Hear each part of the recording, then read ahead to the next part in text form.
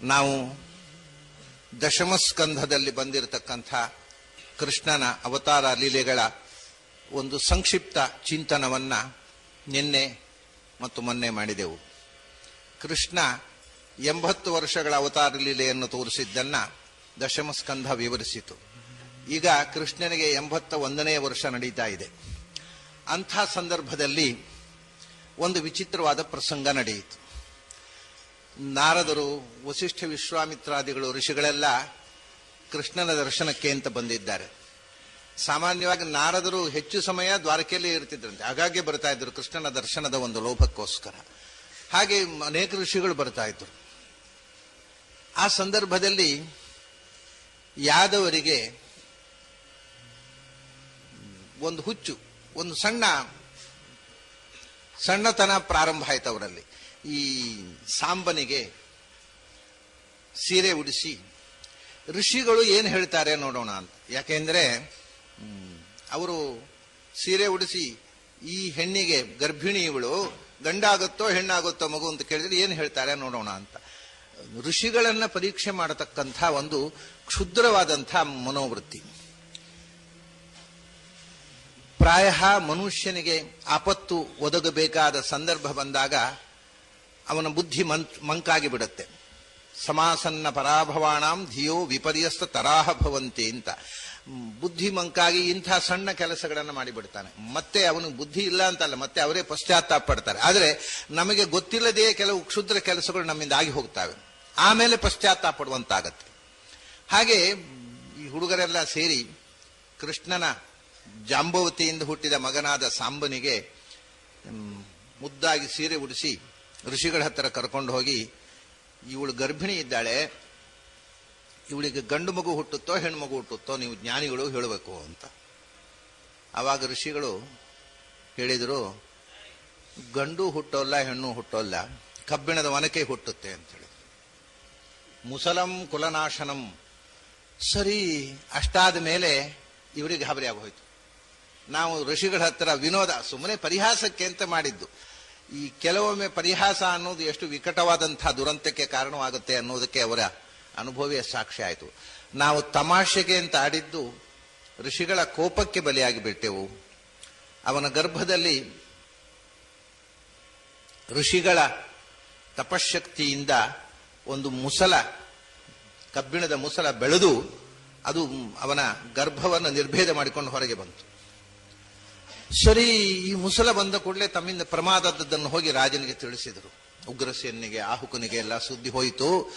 ಕುಲನಾಶಕವಾದಂತಹ ಒಂದು ಮುಸಲ ಬಂದಿದ್ದು, ಇದರಿಂದ ನಮ್ಮ ವಂಶ ನಾಶ ಆಗುತ್ತೆ ಅಂತ ಋಷಿಗಳು ಶಾಪ ಕೊಟ್ಟು ಬಿಟ್ಟಿದ್ದಾರೆ. ಹುಡುಗಾಟದಿಂದ ದೊಡ್ಡ ಅಚಾತುರಿಯಾಗಿದೆ ಅಂತ. ಆವಾಗ ಆಹುಕ, ಉಗ್ರಸೇನ ಎಲ್ಲ ಸೇರಿ ಅದನ್ನು ಪುಡಿ ಮಾಡಿ ಸಮುದ್ರಕ್ಕೆ ಬಿಸಾಡಿಬಿಡಿ ಅಂತ. ಆ ಕಬ್ಬಿಣದ ಸಲಾಕೆಯನ್ನ ಛಿದ್ರ ಮಾಡಿ ಸಣ್ಣದಾಗಿ ಪುಡಿ ಮಾಡಿ ಸಮುದ್ರಕ್ಕೆ ಎಸೆದು ಬಿಡ್ತಾರೆ. ಸಮುದ್ರಕ್ಕೆ ಎಸೆದಾಗ ಒಂದು ಚೂರು ಅದು ಇನ್ನೂ ಪುಡಿ ಆಗದೆ ಉಳಿದು ಬಿಡುತ್ತೆ. ಸಮುದ್ರಕ್ಕೆ ಎಸೆಯೋದಿಲ್ಲ, ಅಷ್ಟು ಚೆನ್ನಾಗಿ ಒಳ್ಳೆ ದೋಸೆ ಹಿಟ್ಟು ಅರ್ಧ ಹಾಗೆ ಅರಿಯೋದೇನಂದ್ರು ಬಿಸಾಡಿದ್ರು ಸಮುದ್ರಕ್ಕೆ. ಅದ್ರಲ್ಲಿ ಒಂದು ಕಬ್ಬಿಣದ ಚೂರು ಉಳಿದು ಹೋಗಿತ್ತು. ಹೇಗೆ ವಿಧಿ ತನ್ನ ಸಂಕಲ್ಪವನ್ನ ಈಡೇರಿಸಿಕೊಳ್ಳುತ್ತೆ, ಅದು ಬಹಳ ವಿಚಿತ್ರ. ಸರಿ, ಈ ಪುಡಿ ಮಾಡಿ ಸಮುದ್ರಕ್ಕೆ ಬಿಸಾಡಿದ್ದು ಅದು ಒಂದು ಎಷ್ಟು ಹೆಡ್ಡತನ ನೋಡಿ. ಸಮುದ್ರಕ್ಕೆ ಏನು ಬಿಸಾಡಿರೋ ದಡಕ್ಕೆ ಬಂದು ಬೀಳುತ್ತೆ, ಸಮುದ್ರ ಇಟ್ಟುಕೊಳ್ಳೋಲ್ಲ. ಸರಿ, ಆ ಕಬ್ಬಿಣದ ಚೂರುಗಳೆಲ್ಲ ಅವರು ಸಣ್ಣಗೆ ಅರೆದು ಚೂರ್ಣ ಮಾಡಿದಂತಹ ಕಬ್ಬಿಣದ ಪುಡಿಗಳೆಲ್ಲ ಸಮುದ್ರ ದಡಕ್ಕೆ ಬಂದು ಬಿದ್ದವು. ಆ ಕಬ್ಬಿಣದ ಸತ್ವವನ್ನ ಹೀರಿ ಅಲ್ಲಿ ಒಂದು ಹುಲ್ಲು ಬೆಳೆಯಿತು, ಏರಕ ಅಂತ. ಅದು ಸಮುದ್ರ ತೀರದಲ್ಲಿ ಬೆಳೆಯುತ್ತೆ, ಒಳ್ಳೆ ಬಾಣದ ಹಾಗಿರುತ್ತೆ. ಅದು ಅಷ್ಟು ಚೂಪು ತುದಿ, ಮುಳ್ಳಿನ ಗಿಡ. ಅದನ್ನು ಚುಚ್ಚಿಬಿಟ್ರೆ ಒಬ್ಬನನ್ನ ಕೊಲ್ಲಬಹುದು, ಅಂಥ ಮುಳ್ಳಿನ ಗಿಡ ಬೆಳೆಯಿತು ಸಮುದ್ರ ತೀರದಲ್ಲಿ. ಪ್ರಭಾಸದ ಸುತ್ತೆಲ್ಲ ಇವತ್ತು ಸಮುದ್ರ ತೀರದಲ್ಲಿ ಅಲ್ಲಲ್ಲಿ ನೀವು ಅಂಥ ಮುಳ್ಳಿನ ಗಿಡಗಳನ್ನು ಕಾಣಬಹುದು. ತುಂಬಾ ಚೂಪಾಗಿರುತ್ತೆ ತುದಿ, ಅದು ಒಳ್ಳೆ ದಬ್ಬಳದ ಹಾಗಿರುತ್ತೆ. ಅದು ಚುಚ್ಚಿದರೆ ತೂತು ಮಾಡಿಕೊಂಡು ದೇಹದ ಒಳಗೆ ಹೋಗುತ್ತೆ, ಅಂಥ ಒಂದು ಮುಳ್ಳಿನ ಗಿಡವಾಗಿ ಬೆಳೆಯಿತು. ಆ ಕಬ್ಬಿಣದ ಚೂರು ಒಂದು ಉಳಿದಿತ್ತಲ್ಲ, ಅದನ್ನ ನೀರಿನಲ್ಲಿ ಓಡಾಡತಕ್ಕಂಥ ಮೀನು ಸಹಜವಾಗಿ ಏನೋ ಆಹಾರ ಅಂತ ನುಂಗಿತು. ಈ ಅಂಬಿಗರು ಬಲೆ ಬೀಸಿದಾಗ ಆ ಮೀನು ಬಲೆಗೆ ಸಿಕ್ತು. ಬಲೆ ಸಿಕ್ಕಿದ ಮೀನನ್ನ ಒಯ್ದು ಅದನ್ನ ಆಹಾರಕ್ಕೋಸ್ಕರ ಕೊಯ್ಯುವಾಗ ಅದರ ಹೊಟ್ಟೆಯಲ್ಲಿ ಒಂದು ಕಬ್ಬಿಣ ಚೂರು ಸಿಕ್ಕಿತು ಅಂತ ತೆಗೆದು ಬಿಸಾಡಿದರು. ಅದನ್ನೊಬ್ಬ ಬೇಡರವ ಹೆಕ್ಕಿ ಅದನ್ನು ಚಂದ ಮಾಡಿ ಚೂಪು ಮಾಡಿ ಬಾಣ ಮಾಡ್ಕೊಂಡು ತನ್ನ ಬಾಣಕ್ಕೆ ಸಿಕ್ಕಿಸ್ಕೊಂಡ. ಅವನು ಯಾರು? ಅವನು ಜಡ ಅಂತ ಬೇಡ. ಅವನು ಯಾಕೆ ಹಾಗೆ ಮಾಡಿದ ಅಂದರೆ ಅವನದ್ದೊಂದು ಕಥೆ ಹಿಂದೆ, ಇದು ದಶಮಸ್ಕಂದದಲ್ಲಿ ಬಂದಿತ್ತು ಈ ಕಥೆ. ತ್ರಿಮೂರ್ತಿಗಳಲ್ಲಿ ಯಾರು ಶ್ರೇಷ್ಠರು ಅಂತ ಪರೀಕ್ಷೆ ಮಾಡಬೇಕು ಅಂತ ಋಷಿಗಳೆಲ್ಲ ಭೃಗು ಮಹರ್ಷಿಯನ್ನು ಕೇಳಿಕೊಳ್ತಾರೆ. ಭೃಗು ಮುನಿ ಹೋಗ್ತಾನೆ. ಮೊದಲು ತನ್ನ ತಂದೆ ಬ್ರಹ್ಮದೇವರ ಹತ್ರ ಹೋಗ್ತಾನೆ. ಬ್ರಹ್ಮದೇವರ ಹತ್ರ ಹೋಗಿ ಏನೋ ಒಂದು ಮಾತಾಡ್ಲಿಕ್ಕೆ ಹೋದಾಗ ಅವನು ಏನು ಬೇಡವಾದ ವಿಷಯ ಹೊರಟೋಗೊಂದು ಬೈದು ಕಳಿಸ್ಬಿಡ್ತಾರೆ. ಸರಿ, ಆಮೇಲೆ ತನ್ನ ಸೋದರ ಶಿವನು ಬ್ರಹ್ಮಪುತ್ರ ಭೃಗು, ತನ್ನ ಸೋದರನಾದಂತಹ ಶಿವನ ಹತ್ರ ಹೋಗಿ ಅಪ್ಪಕೋತ್ರಿಗೆ ಹೋಗ್ತಾನೆ. ಏನು ಕೊಳಕ ನನ್ನನ್ನು ಮುಟ್ಲಿಕ್ಕೆ ಬರ್ತೀನಿ ನಡಿ ಅಂತ ಶೂಲ ಹಿಡಿದು ಓಡಿಸ್ಬಿಡ್ತಾನೆ ಅವನನ್ನ. ಸರಿ, ಅಲ್ಲಿಂದ ಲಕ್ಷ್ಮೀನಾರಾಯಣರಿದ್ದಲ್ಲಿಗೆ ಬರ್ತಾನೆ. ನಾರಾಯಣ ಮಾತಾಡಿಸೋದಿಲ್ಲ, ಸುಮ್ಮನೆ ಕೂತಿರ್ತಾನೆ. ಭೃಗು ಬೇಕು ಅಂತ ಸಿಟ್ಟಿನಿಂದ ಒದ್ದು ಬಿಡ್ತಾನೆ. ಎದೆಗೆ ಒದ್ದಾಗ ಆ ಎದೆಯಲ್ಲಿ ಏನು ಅವನ ಪಾದದ ಚಿಹ್ನೆ ಆಗತ್ತೆ, ಅದು ಶ್ರೀವತ್ಸವಾಗಲಿ ಅಂತ ಸಂಕಲ್ಪ ಮಾಡ್ತಾನೆ ಭಗವಂತ. ಉಪಚಾರ ಮಾಡಿಬಿಡ್ತಾನೆ. ಅಯ್ಯೋ, ನೀವು ಬಂದದ್ದು ನೋಡಿರ್ಲಿಲ್ಲ, ನೀವು ಬಂದು ನಿಮ್ಮನ್ನು ಕಾಯಿಸಿಬಿಟ್ಟೆ, ಅಪರಾಧ ಆಗಿ ಹೋಯ್ತು, ಕ್ಷಮಿಸಿ ಅಂತ ಕಾಲು ತೊಳೆದು ಉಪಚಾರ ಮಾಡಿ ಕಳಿಸಿಬಿಡ್ತಾನೆ. ಆವಾಗ ಎಲ್ಲ ಜಗತ್ತಿನಲ್ಲಿ ಸರ್ವಶ್ರೇಷ್ಠವಾದ ವಸ್ತು, ಆದರೆ ಎಲ್ಲರ ಮುಂದೆಯೂ ತಾನು ಸೌಜನ್ಯದಿಂದ ವರ್ತಿಸ್ತಕ್ಕಂಥ ನಾರಾಯಣನೇ ಸರ್ವಶ್ರೇಷ್ಠ ಅಂತ ಅವರು ಘೋಷಣೆ ಮಾಡಿದರು ಬಂದು. ಆದರೆ ಅವರು ಮಾಡಿದರು, ನಾರಾಯಣ ಅವನ ಕಾಲು ತೊಳೆದು ಉಪಚಾರ ಮಾಡಿ ಕಳಿಸಿದ. ಅವನು ಒದ್ದ ಚಿಹ್ನೆ ಶ್ರೀವತ್ಸ ಆಯಿತು, ಎಲ್ಲ ಹೌದು. ಅದ್ರ ಲಕ್ಷ್ಮಿ ಒಂದು ಕೂತ್ಲು. ಆದರೆ ಒದ್ದ ದೋಷ ಪರಿಹಾರ ಆಗಲಿಲ್ಲ. ಭಗವಂತನಿಗೆ ತುಳಿದ ದೋಷದಿಂದಾಗಿ ಅವನಿಗೆ ವ್ಯಾಧ ಜನ್ಮ ಬಂತು. ಅವನೇ ಜರ ಅನ್ನೋ ವ್ಯಾಧನಾಗಿ ಹುಟ್ಟಿದ್ದು. ಕೃಷ್ಣ ಅವತಾರ ಸಮಾಪ್ತಿಗೆ ಕಾರಣವಾಗಿ ಅವನ ಮೇಲೆ ಬಾಣ ಬಿಡತಕ್ಕಂಥ ಕ್ರಿಯೆ ವ್ಯಾಧನ ಮೂಲಕ ಆಗಬೇಕು. ಅದಕ್ಕೆ ಆ ಬಾಣ ತಯಾರಾಗಿ ಋಷಿಗಳ ಶಾಪವನ್ನ ಬರೇ ಯಾದವರಿಗಲ್ಲ, ತನ್ನ ಅವತಾರ ಸಮಾಪ್ತಿಗೂ ನೆಪ ಮಾಡಿಕೊಂಡ ಭಗವಂತ ಅಂದ್ರೆ ಜ್ಞಾನಿ ತ್ವಾತ್ಮೈವ ಮೇಮತಂ, ಎಷ್ಟು ಗೌರವಿಸ್ತಾನೆ ಋಷಿಗಳಿಗೆ ಅನ್ನೋದನ್ನು ತೋರಿಸುವುದಕ್ಕೋಸ್ಕರ ಇಷ್ಟೆಲ್ಲ ನಡೆದಿದೆ. ಸರಿ, ಹೀಗೆ ಇನ್ನೂ ಕೃಷ್ಣಾವತಾರ ಸಮಾಪ್ತಿ ಆಗುವುದಕ್ಕಿಂತ 26 ವರ್ಷ ಮೊದಲು ಕೃಷ್ಣನ 81ನೇ ವಯಸ್ಸಿನಲ್ಲಿ ನಡೆದ ಘಟನೆ ಇದು, ಈ ಶಾಪ. ಸರಿ, ಆವಾಗ ಕೃಷ್ಣ ಉದ್ಧವನನ್ನ ಕರೆದು ಉದ್ಧವನ ಹತ್ರ ಹೇಳ್ತಾನೆ, ಇನ್ನು 26 ವರ್ಷದ ಮೇಲೆ ಯಾದವರೆಲ್ಲ ಹೊಡೆದಾಡಿಕೊಂಡು ಸಾಯ್ತಾರಪ್ಪ, ನಾನು ಅವತಾರ ಸಮಾಪ್ತಿ ಮಾಡ್ತೇನೆ ಅಂತ ಹೇಳಿ ಉದ್ಧವನ ಹತ್ರ ಮಾತ್ರ ಹೇಳಿ ಅವನಿಗೆ ಜ್ಞಾನೋಪದೇಶ ಮಾಡುವಂತಹ ಘಟನೆ ಏಕಾದಶ ಸ್ಕಂಧದಲ್ಲಿ ಬರುವಂತಹದ್ದು. ಉದ್ಧವ ಗೀತೆ ಮುಖ್ಯ ವಿಷಯ.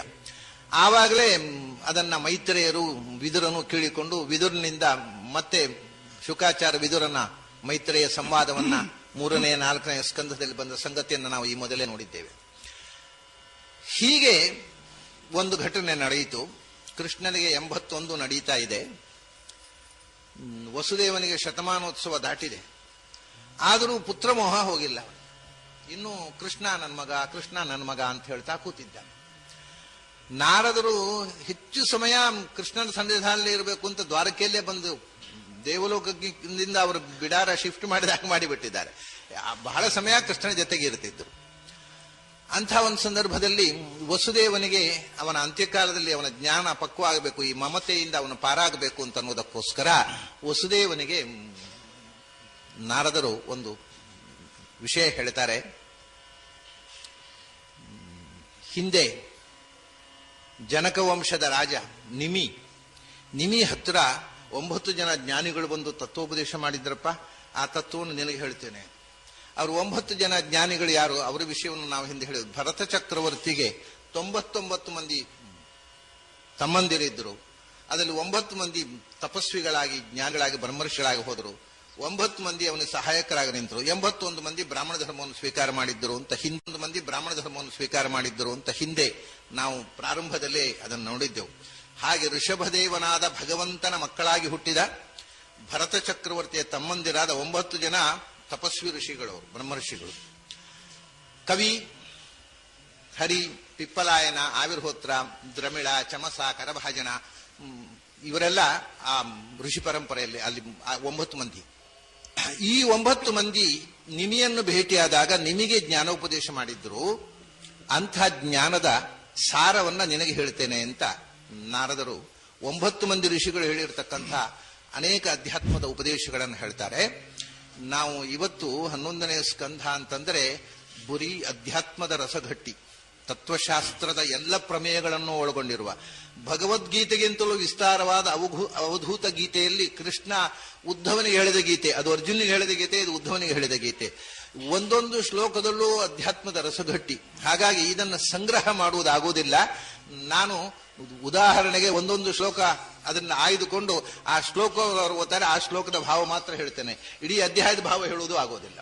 ಸಾರ ಸಂಗ್ರಹ, ಕಥೆ ಆದರೆ ಸಂಗ್ರಹ ಮಾಡಬಹುದು. ಒಂದೊಂದು ಶ್ಲೋಕದಲ್ಲಿ ಒಂದೊಂದು ಪ್ರಮೇಯ. ಹಾಗಾಗಿ ಏಕಾದಶ ಸ್ಕಂಧ ಮುಗಿಸಲಿಕ್ಕೆ ಒಂದು ಜನ್ಮ ಸಾಕಾಗೋದಿಲ್ಲ. ಅದನ್ನು 1 ಗಂಟೆಯಲ್ಲಿ ಏನು ಮುಗಿಸೋದು? ಮೊದಲು ಆ 9 ಜನ ನಿಮಗೆ ಉಪದೇಶ ಮಾಡಿದ್ದರಲ್ಲಿ ಮೊದಲನೇವ ಕವಿ, ಹರಿ, ಅಂತರಿಕ್ಷ, ಪ್ರಬುದ್ಧ, ಪಿಪ್ಪಲಾಯನ, ಆವಿರ್ಹೋತ್ರ, ದ್ರಮಿಳ, ಚಮಸ, ಕರಭಾಜನ ಅಂತ ಈ 9 ಜನರಲ್ಲಿ ಮೊದಲನೇವ ಕವಿ. ಆ ಕವಿ ಏನು ಹೇಳಿದ ಅನ್ನೋದು ಎಲ್ಲರಿಗೂ ಬಳಕೆಯಲ್ಲಿರುವ ಒಂದು ಪ್ರಸಿದ್ಧ ಶ್ಲೋಕವನ್ನ ಹಾಗೆ 9 ಜನರು ಉಪದೇಶ ಮಾಡಿದ್ರು ಅಂತ ನೀವು ಅನುಸಂಧಾನ ಮಾಡ್ಕೋಬೇಕು. ಆ ಮೊದಲು ಉಪದೇಶ ಮಾಡಿದಂಥ ಒಂದು ಪ್ರಸಿದ್ಧ ಶ್ಲೋಕ, ಅದನ್ನ ನಾರದರು ವಸುದೇವನಿಗೆ ಹೇಳ್ತಾರೆ. ಕಾಯೇನ ವಾಚಾ ಮನಸೇಂದ್ರಿಯೈರ್ವಾ ಬುದ್ಧ್ಯಾತ್ಮನಾ ವಾ ಅನುಸೃತ ಸ್ವಭಾವಂ ಕರೋತಿ ಯದ್ಯತ್ ಸಕಲಂ ಪರಸ್ಮೈ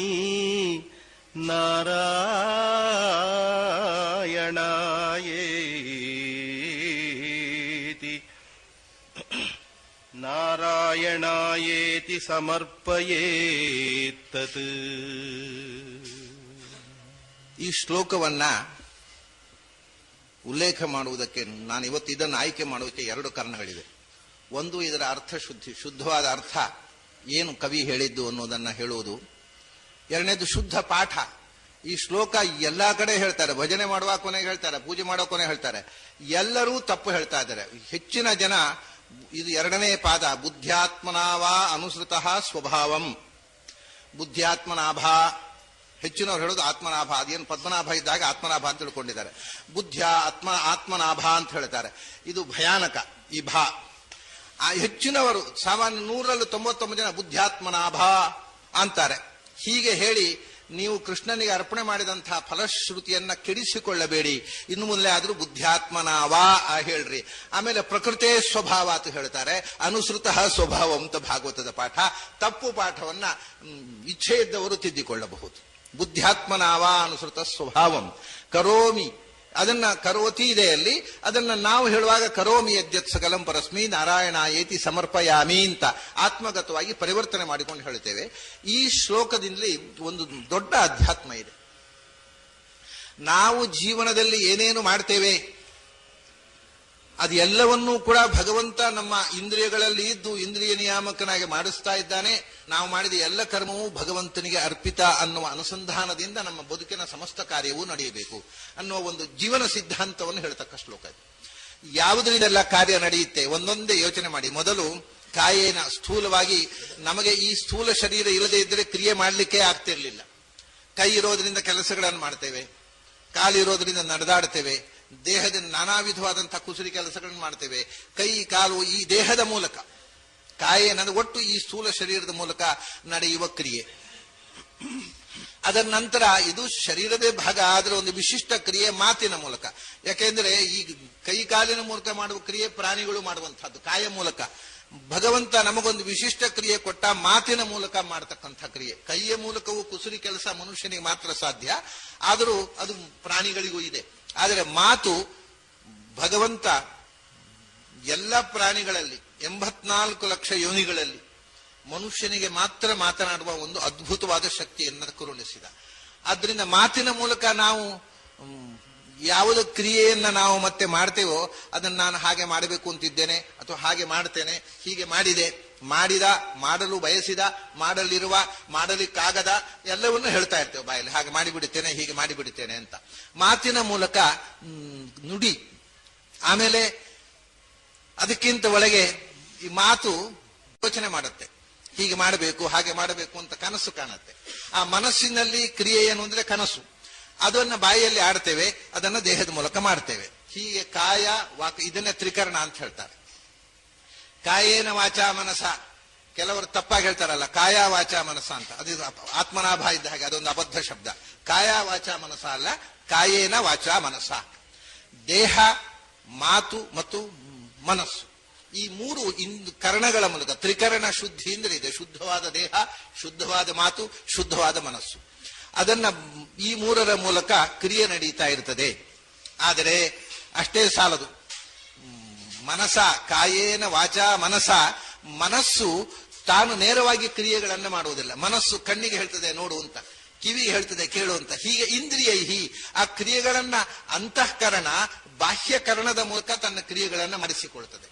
ಸೊ ನಮ್ಮ ಎಲ್ಲ ಕ್ರಿಯೆಗಳು ನೋಡುವುದು, ಕೇಳುವುದು, ಏನೇನೋ ಪಂಚ ಜ್ಞಾನೇಂದ್ರಿಯಗಳ ಮೂಲಕ ಏನು ಕ್ರಮಗಳಾಗತ್ತೆ, ಅದೆಲ್ಲವೂ ಮನಸ್ಸಿನ ಪ್ರೇರಣೆಯಿಂದ ಹೊರಗಿನ ಇಂದ್ರಿಯಗಳ ಮೂಲಕ ಆಗ್ತಾ ಇರ್ತದೆ. ಕಾಯ ನಮ್ಮ ಕ್ರಿಯೆ ನಡೆಯುವ ಎಲ್ಲವನ್ನು ಹೇಗೆ ಸಮಗ್ರ ಸಂಗ್ರಹ ಮಾಡಿ ಹೇಳ್ತಾರೆ ನೋಡಿ ಕವಿ ಋಷಿ. ಕಾಯೇನ ವಾಚ ಮನಸ್ಸ, ಇಂದ್ರಿಯ ಇರುವ ಇದೆಲ್ಲ ಇದ್ದು ಕೂಡ ಮನಸ್ಸು ಆಸೆ ಪಡ್ತದೆ, ಅದು ಮಾಡು, ಇದು ಮಾಡು, ಹಾಗೆ ಮಾಡು, ಹೀಗೆ ಮಾಡು ಅಂತ. ಇಂದ್ರಿಯಗಳು ಅದರ ಚಾಪಲಕ್ಕೆ ತಮ್ಮನ್ನು ಒಡ್ಡಿಕೊಳ್ತವೆ. ಆದರೆ ಸ್ವಲ್ಪ ಬುದ್ಧಿ ಇದ್ದವನು ಅದು ಮಾಡುವಂತ ಮನಸ್ಸು ಬಯಸ್ತದೆ, ಆದರೆ ಅದು ತಪ್ಪು, ಮಾಡಬಾರದು ಅಂತ ತೀರ್ಮಾನ ಮಾಡ್ತದೆ. ಇದು ಬುದ್ಧಿಯ ಕೆಲಸ. ಬುದ್ಧಿ ಸರಿ ತಪ್ಪುಗಳನ್ನು ತೀರ್ಮಾನ ಮಾಡಿ ಬುದ್ಧಿವಾದ ಹೇಳುತ್ತೆ ನಮಗೆ, ಹೀಗೆ ಮಾಡುವುದು ತಪ್ಪು, ಹೀಗೆ ಮಾಡಬಾರದು. ಆದರೆ ಬುದ್ಧಿವಾದ ಹೇಳಿದರೂ ಕೂಡ ಅದರ ಮೇಲೆ ಒಂದು ಆತ್ಮ ಅಂದ್ರೆ ಅಹಂಕಾರ ತತ್ವ ಮತ್ತು ಚಿತ್ತ, ವಿಜ್ಞಾನ ಕೋಶ. ಅಹಂಕಾರ ಮಾಡಬಾರದನ್ನು ಮಾಡಿದ್ರೆ ಏನಾಗತ್ತಂತೆ, ಮಾಡಿಸಿಬಿಡ್ತದೆ. ಆತ್ಮ ಅಂದ್ರೆ ಅಹಂಕಾರ ತತ್ವ, ಅದು ಮಾಡಿಸಿಬಿಡ್ತದೆ. ತಪ್ಪು ಅಂತ ಗೊತ್ತಿರ್ತದೆ, ತಪ್ಪನ್ನೇ ಮಾಡ್ತಾನೆ. ಆಮೇಲೆ ಇನ್ನೂ ಆಳಕ್ಕೆ ಹೋದ್ರೆ ಆತ್ಮ ಅಂತಂದ್ರೆ ಚಿತ್ತ, ಸುಪ್ತ ಪ್ರಜ್ಞೆ. ಅದು ನಮ್ಮಲ್ಲಿ ಹಿಂದೆ ನಾವು ಮಾಡಿರತಕ್ಕಂಥ, ಅನುಭವಿಸಿರತಕ್ಕಂಥ ನಮ್ಮ ಅನೇಕ ಕರ್ಮಗಳ ಸಂಸ್ಕಾರ ರೂಪವಾಗಿ ಚಿತ್ತದಲ್ಲಿದ್ದು ಸಂಸ್ಕಾರಕ್ಕೆ ತಕ್ಕಂತೆ ನಮ್ಮಲ್ಲಿ ಕ್ರಿಯೆಗಳನ್ನು ಮಾಡಿಸ್ತಾ ಇರ್ತದೆ. ನಮ್ಮನ್ನು ನಿಯಂತ್ರಿಸುವುದು ನಮ್ಮ ಹಿಂದಿನ ಸಂಸ್ಕಾರಗಳು. ಹಾಗಾಗಿ ಇದೆಲ್ಲ ಒಂದು ಕರ್ಮಕ್ಕೆ ಹಿಂದೆ ಇರತಕ್ಕಂಥ ಕಾರಣಗಳು. ಕಾಯ, ವಾಕು, ಮನಸ್ಸು, ಬುದ್ಧಿ, ಅಹಂಕಾರ, ಚಿತ್ತ, ಇಂದ್ರಿಯಗಳು ಇವೆಲ್ಲ ಆತ್ಮನಾವ. ಆದರೆ ಇದೆಲ್ಲಕ್ಕೆ ಹಿಂದೆ ಒಂದು ಒಳಗಿನಿಂದ ಜೀವ ಇಲ್ಲದೆ ಇದ್ರೆ ಈ ಇಂದ್ರಿಯಗಳು ಏನು ಮಾಡಿದ್ರೆ ಬುದ್ಧಿ ಇಲ್ಲ. ಜೀವಕ್ಕೆ, ಪ್ರತಿಯೊಂದು ಜೀವಕ್ಕೆ ಅದರದ್ದೇ ಆದ ಒಂದು ಸ್ವಭಾವ ಅಂತಿದೆ, ಜೀವಯೋಗ್ಯತೆ ಅಂತ. ಅದಕ್ಕೆ ತಕ್ಕಂತೆ ಬುದ್ಧಿ, ಅದಕ್ಕೆ ತಕ್ಕಂತೆ ಮನಸ್ಸು, ಅದಕ್ಕೆ ತಕ್ಕಂತೆ ಇಂದ್ರಿಯಗಳು ಕೆಲಸ ಮಾಡ್ತವೆ. ಭಗವಂತ ಆಯಾ ಜೀವದ ಸ್ವಭಾವಕ್ಕೆ ತಕ್ಕಂತೆ ಆ ಜೀವವನ್ನು ಪ್ರೇರಣೆ ಮಾಡ್ತಾನೆ. ಅದರಿಂದ ಅನುಸೃತಃ ಸ್ವಭಾವಂ. ಒಬ್ಬೊಬ್ಬರು ಒಂದೊಂದು ತರ ಯಾಕೆ ಮಾಡ್ತಾರೆ? ಎಲ್ಲರಿಗೂ ಒಂದೇ ತರ ಪ್ರೇರಣೆ ಮಾಡಬಹುದಲ್ವ ಭಗವಂತ ಅಂತಂದ್ರೆ ಅದು ಪೂರ್ವಕರ್ಮಕ್ಕನುಗುಣ. ಪೂರ್ವಕರ್ಮವೂ ಕೂಡ ಯಾಕೆ ಮಾಡಿದ ಹಾಗೆ ಅವನು ಅಂದ್ರೆ ಅದು ಅವನ ಸ್ವಭಾವಕ್ಕೆ ತಕ್ಕಂತೆ. ಒಳ್ಳೆಯ ಸ್ವಭಾವದವರು ಒಳ್ಳೆ ಕರ್ಮವನ್ನು ಮಾಡ್ತಾರೆ, ಕೆಟ್ಟ ಸ್ವಭಾವದವರು. ಇದಕ್ಕೆ ದೃಷ್ಟಾಂತ ದುರ್ಯೋಧನೆ. ಸ್ವತಃ ಭಗವಂತನೇ ಹೋಗಿ ಬುದ್ಧಿವಾದ ಹೇಳಿದರೂ ಕೇಳಲಿಲ್ಲ, ಮಾಡೋಲ್ಲ ನಾನು ಅಂದ. ಕಾರಣ ಏನಂದ್ರೆ ಜೀವ ಸ್ವಭಾವವನ್ನು ಭಗವಂತನು ಬದಲಿಸೋದಿಲ್ಲ. ಆದ್ರಿಂದ ಕೊನೆಯ ನಿರ್ಣಾಯಕ ಕರ್ಮಕ್ಕೆ ಯಾವುದು ಅಂದ್ರೆ ಅನುಸೃತಃ ಸ್ವಭಾವಂ. ಇವನು ಸ್ವಭಾವಂ ಅನುಸೃತಃ, ಭಗವಂತನು ಸ್ವಭಾವವನ್ನು ಅನುಸರಿಸಿಯೇ ಪುಣ್ಯ ಪಾಪಗಳನ್ನು ಅವನ ಹತ್ರ ಮಾಡಿಸೋದು. ಹೀಗೆ ಕರ್ಮ ಸಿದ್ಧಾಂತದ ಸಮಗ್ರ ಸಾರ ಈ ಒಂದು ಶ್ಲೋಕದಲ್ಲಿದೆ. ಜೀವದ ಸ್ವಭಾವಕ್ಕೆ ತಕ್ಕಂತೆ ಕ್ರಿಯೆ, ಆ ಕ್ರಿಯೆಗಳ ಆಗತಕ್ಕಂಥ ಮಾಧ್ಯಮಗಳು ಚಿತ್ತ, ಅಹಂಕಾರ, ಬುದ್ಧಿ, ಮನಸ್ಸು, ಇಂದ್ರಿಯಗಳು, ಮಾತು, ದೇಹ, ಇವೆಲ್ಲ ಇದರ ಮೂಲಕ ಜೀವದ ಸ್ವಭಾವಕ್ಕೆ ತಕ್ಕಂತೆ ಭಗವಂತ ಮಾಡಿಸ್ತಾನೆ. ಅದರಂತೆ ಕರ್ಮ ಆಗ್ತಾ ಇದೆ. ಇಷ್ಟು ತಿಳ್ಕೊಂಡ್ರೆ ಕಾಯೇನ ವಾಚಾ ಮನಸೇಂದ್ರಿಯರ್ವ ಬುದ್ಧಿಯ ಆತ್ಮನಾಮ ಅನುಸೃತಃ ಸ್ವಭಾವಂ ಕರೋತಿ ಯದ್ಯತ್. ಈಗ ಗೊತ್ತಾಯಿತು, ಭಗವಂತ ನಮ್ಮ ಸ್ವಭಾವಕ್ಕೆ ತಕ್ಕಂತೆ ನಮ್ಮಿಂದ ಮಾಡಿಸ್ತಾ ಇದ್ದಾನೆ. ನಮ್ಮ ಇಂದ್ರಿಯಗಳ ಮೂಲಕ, ಮನಸ್ಸಿನ ಮೂಲಕ, ಬುದ್ಧಿಯ ಮೂಲಕ, ಅಹಂಕಾರದ ಮೂಲಕ, ಚಿತ್ತದ ಮೂಲಕ, ಕಾಯದ ಮೂಲಕ, ಮಾತಿನ ಮೂಲಕ. ಇದೆಲ್ಲವನ್ನು ನಮಗೆ ನಮ್ಮ ಸ್ವಭಾವ ಏನು ಅಂತಲೇ ಗೊತ್ತಿಲ್ಲ. ನಮ್ಮ ಮನಸ್ಸು ಯಾಕೆ ಹಾಗೆ ಯೋಚಿಸುತ್ತದೆ ಅಂತ ಗೊತ್ತಿಲ್ಲ. ನಾವು ಮಾಡ್ತಾ ಇದ್ದೇವೆ, ನಾವು ಯಾವ ಮಾಧ್ಯಮಗಳ ಮೂಲಕ ಮಾಡ್ತೇವೆ ಆ ಮಾಧ್ಯಮ ನಮ್ಮ ಅಧೀನವಾಗಿಲ್ಲ. ನಮ್ಮ ಸ್ವಭಾವ ನಮಗೆ ಗೊತ್ತಿಲ್ಲ, ಆದರೂ ಆಗ್ತಾ ಇದೆ. ಹಾಗಾದ್ರೆ ಎಲ್ಲ ಗೊತ್ತಿದ್ದು ಒಬ್ಬ ಮಾಡಿಸ್ತಾ ಇದ್ದಾನೆ ಅಂತ. ಅದರಿಂದ ಏನೇನು ನಾನು ನನ್ನ ಈ ಇಂದ್ರಿಯಗಳ ಮೂಲಕ, ಈ ಮನಸ್ಸಿನ ಮಾತಿನ ಮೂಲಕ ಮಾಡಿದೆ, ಅದೆಲ್ಲವನ್ನು ಯಾರು ಮಾಡಿಸಿದನೋ ನನ್ನ ಮೂಲಕ, ಅಂಥ ಪರಸ್ಮೈ ನಾರಾಯಣ ಏತಿ ಸಮರ್ಪಯಾಮಿ, ಅಂಥ ಭಗವಂತನಿಗೆ ಅರ್ಪಿತವಾಗಲಿ. ಅವನು ನನ್ನ ಮೂಲಕ ಮಾಡಿಸಿದ್ದು, ಅವನೇ ಮಾಡಿದ್ದು. ನಾನು ಒಂದು ಯಂತ್ರ, ಮಾಧ್ಯಮ, ನನ್ನ ಮೂಲಕ ಮಾಡಿಸಿದ. ಏನು ನಡೆಯಿತೋ ಅದು ಅವನ ಪೂಜೆಯಾಗಿ ಅವನಿಗೆ ಅರ್ಪಿತವಾಗಲಿ ಅಂತ ತಿಳ್ಕೊಂಡು ಜೀವನದ ಸಮಸ್ತ ಕರ್ಮಗಳನ್ನು ಮಾಡುವು. ಇದು ಹೀಗೆ 9 ಜನ ಬ್ರಹ್ಮಋಷಿಗಳು ಅಧ್ಯಾತ್ಮದ ರಸಘಟ್ಟಿಯನ್ನ ನಿಮಗೆ ಉಪದೇಶ ಮಾಡಿದ್ದನ್ನ ನಾರದರು ವಸುದೇವನಿಗೆ ಹೇಳ್ತಾರೆ, ನಾನು ಉದಾಹರಣೆ 9ರಲ್ಲಿ ಒಬ್ಬನದ್ದು ಒಂದು ಶ್ಲೋಕ ತಗೊಂಡೆ. ಇಂಥದ್ದೇ ಒಬ್ಬೊಬ್ರು 10, 20, 30, 40 ಶ್ಲೋಕಗಳಿದೆ. ಅದು ಎಲ್ಲೋ ಒಂದೊಂದು ಶ್ಲೋಕ ಒಂದೊಂದು ಅಪೂರ್ವವಾದ ಅಧ್ಯಾತ್ಮದ ರಸಗಟ್ಟಿ. ಹೀಗೆ ಭಗವಂತ ಹಿಮೆ, ಭಗವಂತನ ಅವತಾರ ವಿಶೇಷಗಳು, ಇಂಥ ಅನೇಕ ಸಂಗತಿಗಳನ್ನೆಲ್ಲ ಇವರು 9 ಜನರು ಹೇಳ್ತಾರೆ. ನಾರದರು ಇದನ್ನು ಹೇಳಿದ್ದನ್ನು ಕೇಳಿಕೊಂಡು ವಸುದೇವನಿಗೆ ನಾನು ಪುತ್ರ ಮೋಹ ಮಾಡಬಾರದು, ನಾನು ಅಧ್ಯಾತ್ಮದ ಮನಸ್ಸನ್ನ ಅಣಿಗೊಳಿಸಬೇಕು ಅಂತ ಅವನ ಇನ್ನೇನೋ ವಸುದೇವನು ದೇಹತ್ಯಾಗ ಮಾಡುವ ಅವತಾರ ಸಮಾಪ್ತಿ ಮಾಡಬೇಕಲ್ಲ, ಅವನು ಕೂಡ ಅದಿತಿ ಕಶ್ಯಪರು ಆಗಿ ಮತ್ತೆ ಮೂಲರೂಪ ಸೇರಬೇಕು. ಅದಕ್ಕೆ ಬೇಕಾದ ಮಾನಸಿಕ ಸಿದ್ಧತೆಯನ್ನ ನಾರದರು ನಿರ್ಮಾಣ ಮಾಡಿ ವಸುದೇವನನ್ನು ಅಣಿಗೊಳಿಸಿದರು. ಅವನು ಧ್ಯಾನ ನಿರತನಾದ. ಇಷ್ಟಾದ ಮೇಲೆ ಅದರ ನಂತರ ಉದ್ಧವ ಗೀತೆ. ಉದ್ಧವ ಗೀತೆಯ ಒಳಗೆ ಒಂದು ಅದ್ಭುತವಾದ ಅವಧೂತ ಗೀತೆ. ಕೃಷ್ಣ ಉದ್ಧವನನ್ನ ಕರೆದು ಹೇಳಬೇಕಾದಂಥ ಮಾತು. ಅದು 81ನೇ ವರ್ಷದಿಂದ ಉದ್ಧವ ಕೇಳೋದು, ಬದರಿ ಹೋಗೋದು, ಅಲ್ಲಿ ಹೇಳೋದು, ಪುನಃ ಬರೋದು, ಹೀಗೆ ಬರ್ತಾ ಇದ್ದ. ಕೊನೆ ತನಕವೂ ಕೃಷ್ಣನ ಹತ್ರ ಉಪದೇಶ ಪಡೀತಾ ಇದ್ದ. ಕೃಷ್ಣಾವತಾರ ಸಮಾಪ್ತಿ ಯಾದವರು ಹೊಡೆದಾಟ ಮಾಡುವ ತನಕವೂ ಬಂದು ಕೃಷ್ಣನ ಸಹವಾಸದಲ್ಲಿ ಇದ್ದು ಋಷಿಗಳಿಗೆ ಹೇಳಿ ಇಲ್ಲಿ ಬಂದು ಕೂತ್ಕೊಂಡು ಬಿಡ್ತಿದ್ದ. ಕೊನೆಗೆ ಯಾದವರು ಹೊಡೆದಾಡುವ ಕಾಲದಲ್ಲಿ ಕೊನೆಯದಾಗಿ ಹೋಗಿ ಕೃಷ್ಣ ಇದನ್ನ ಬದರಿಯಲ್ಲಿ ಇರತಕ್ಕಂಥ ಋಷಿಗಳಿಗೆ ಹೇಳು, ಅವರ ಮೂಲಕ ಭಾರತ ದೇಶದಲ್ಲಿ ಜ್ಞಾನ ಪ್ರಸಾರ ಆಗಲಿ ಅಂತ. ಮಹಾಜ್ಞಾನಾವತಾರ ಕೃಷ್ಣ. ಯಾರು ನಾಶ ಆದರೂ ಈ ದೇಶದಲ್ಲಿ ಅಧ್ಯಾತ್ಮ ಜ್ಞಾನ ನಾಶ ಆಗಬಾರದು ಅಂತ ಹಾಗೆ ಅದಕ್ಕೋಸ್ಕರ ಉದ್ಧವನಿಗೆ ಉಪದೇಶ ಮಾಡ್ತಾ ಇದ್ದ. ಹೀಗೆ ಇದ್ದಾಗ ಕೃಷ್ಣ ಉದ್ಧವನಿಗೆ ಉಪದೇಶ ಮಾಡಿದ್ದ. ಮತ್ತು ಕೆಲವು ವರ್ಷಗಳು ಸಂದವು. ಕೃಷ್ಣ ಅವತಾರ ಮಾಡಿ 102 ವರ್ಷ 4 ತಿಂಗಳಾಗಿದೆ. 102 ವರ್ಷ 2 ತಿಂಗಳಾಗಿದೆ. ಕೃಷ್ಣಾವತಾರ ಸಮಾಪ್ತಿ ಆದದ್ದು ಇನ್ನು 106.5 ವರ್ಷ ತನಕ ಕೃಷ್ಣ ಭೂಮಿಯಲ್ಲಿದೆ. ಇನ್ನು ಕೃಷ್ಣ ಅವತಾರ ಸಮಾಪ್ತಿ ಮಾಡಲಿಕ್ಕೆ 2 ವರ್ಷ 4 ತಿಂಗಳಿದೆ. 104 ವರ್ಷ 2 ತಿಂಗಳಾಗಿದೆ ಕೃಷ್ಣ ಅವತಾರ ಮಾಡಿ. ಈ ಸಂದರ್ಭದಲ್ಲಿ ದೇವತೆಗಳೆಲ್ಲ ಬಂದು ಕೃಷ್ಣನ ಹತ್ರ ಪ್ರಾರ್ಥಿಸಿಕೊಳ್ತಾರೆ, ನೀನು ದಯವಿಟ್ಟು ಅವತಾರ ಸಮಾಪ್ತಿ ಮಾಡಬೇಕು ಅಂತ. ಯದುವಂಶೇ ಅವತೀರ್ಣಸ್ಯ ಭವತಃ ಪುರುಷೋತ್ತಮಾಯ ಶರಚ್ಛತಂ ಯತೀಯಾಯ 25 ಪ್ರಭೋ. ದೇವತೆಗಳ ಭಾಷೆ ಮನುಷ್ಯರಿಗೆ ಅರ್ಥ ಆಗೋಲ್ಲ. ಅವನು ಹೇಳ್ತಾರೆ, ಬಂದು ನೀನು ಭೂಮಿಗೆ ಒಂದು 100 ವರ್ಷ ಆಯ್ತು ಮತ್ತು 25 ಆಗೋಯ್ತು ಅಂದ್ರೆ 125 ಆಯ್ತು. ಅವನು 106.5 ವರ್ಷ ಭೂಮಿಯಲ್ಲಿದ್ದದ್ದು. ದೇವತೆ ಹೇಳ್ತಾರೆ, ನೀನು ಭೂಮಿಗೆ ಬಂದು 100 ವರ್ಷ ಅಷ್ಟೇ ಅಲ್ಲ ಮತ್ತು 25 ಆಯ್ತು. ಮತ್ತು 25 ಆಯ್ತು ಅಂದ್ರೆ ಎಲ್ಲಾ ವ್ಯಾಖ್ಯಾನಕಾರರು 125 ವರ್ಷ ಆಯ್ತು ಅಂತ ಬರೀತಾರೆ. 125 ವರ್ಷ ಕೃಷ್ಣ ಭೂಮಿಯಲ್ಲಿದ್ದದ್ದು ಬೇರೆ ಗ್ರಂಥಗಳಿಗೆ ವಿರುದ್ಧವಾದ ಸಂಗತಿ. ಯಾಕೆಂದ್ರೆ ಒಂದು ವಿಷಯ ಏನು ಅಂದ್ರೆ, ಧರ್ಮರಾಜ ದೇಹತ್ಯಾಗ ಮಾಡುವಾಗ 108 ವರ್ಷ, ಭೀಮಸೇನನಿಗೆ 107 ವರ್ಷ, ಅರ್ಜುನನಿಗೆ 106 ವರ್ಷ, ಅರ್ಜುನಿಗೂ ಕೃಷ್ಣನಿಗೆ 6 ತಿಂಗಳು ಅಂತಾರೆ. 125 ವರ್ಷ ಆಗುದು ಹೇಗೆ? ಅದೆಲ್ಲ ಗೊತ್ತಿಲ್ಲ. ಅಲ್ಲಿ ಉಂಟಲ್ಲ ವ್ಯಾಖ್ಯಾನ ಬರೆದು ಬಿಟ್ಟು 125 ವರ್ಷ ಆಯ್ತು ನೀನು ಭೂಮಿಗೆ ಬಂದು ಅಂತ ದೇವತೆಗಳು ಹೇಳಿದ್ರು ಅಂತ. ದೇವತೆಗಳ ಭಾಷೆ ಇದು, ಮನುಷ್ಯರ ಭಾಷೆ ಅಲ್ಲ. ಅವ್ರು ಹೇಳುದು 100 ವರ್ಷ ಆಯ್ತು ಮತ್ತು 25 ಆಯ್ತು ಅಂತ. ಎಂತದಾಯ್ತು ಹೇಳಲಿಲ್ಲ ಅವರು. 25 ವರ್ಷ ಆಯ್ತು ಅಂತ ಹೇಳಿಲ್ಲ. 25 ದಿವಸ ಆಗ್ಬೋದು, 25 ತಿಂಗಳಾಗ್ಬೋದು, 25 ಋತು ಆಗ್ಬೋದು, ಏನೂ ಆಗ್ಬೋದು. 25 ಋತೂನಾಂ 25. ಅವ್ರು ಹೇಳೋದು 25 ಋತುಗಳು ಕಳೆದವು ಅಂತ. ಅಂದ್ರೆ 50 ತಿಂಗಳು. 100 ವರ್ಷ ಆಮೇಲೆ 50 ತಿಂಗಳು ದಾಟಿತು ಅಂದ್ರೆ 4 ವರ್ಷ 2 ತಿಂಗಳು ದಾಟಿತು. 4 ವರ್ಷ 2 ತಿಂಗಳು ಅನ್ನೋದನ್ನ 25 ಆಯ್ತು ಅಂತ ಹೇಳ್ತಾರೆ. ಇದು ದೇವ ಭಾಷೆ ಅಂತ ಹೇಳೋದು. ಇದಕ್ಕೆ ದೇವತೆಗಳ ಭಾಷೆ ಅಂತ, ದೇವಗುಹ್ಯ ಅಂತ ಹೇಳ್ತಾರಲ್ಲ, ಇದು ಒಂಥರ ಗುಹ್ಯ ಭಾಷೆ. ಇನ್ನೊಬ್ಬರಿಗೆ ಪಕ್ಕ ಅರ್ಥ ಆಗದಂತೆ ಅಥವಾ ಅಪಾರ್ಥ ಆಗುವಂತೆ ಹೇಳೋದು. ಅದು ಯಾರಿಗೆ ಅರ್ಥ ಆಗಬೇಕು ಅವರಿಗೆ ಅರ್ಥ ಆಗಬೇಕು, ಯಾರಿಗೆ ಅರ್ಥ ಆಗಬಾರ್ದು ಅವರಿಗೆ ಅರ್ಥ ಆಗಬಾರ್ದು, ಯಾರಿಗೆ ಅಪಾರ್ಥ ಆಗಬೇಕು ಅವರಿಗೆ ಅಪಾರ್ಥ, ಎಲ್ಲವೂ ಆಗಬೇಕಲ್ಲ. ಭಗವಂತನ ಸೃಷ್ಟಿಯಲ್ಲಿ ಯಾರ್ಯಾರಿಗೆ ಏನೇನಾಗಬೇಕು ಅದಕ್ಕೆ ಬೇಕಾದ ರೀತಿಯಲ್ಲಿ ದೇವತೆಗಳು ಮಾತನಾಡ್ತಾರೆ.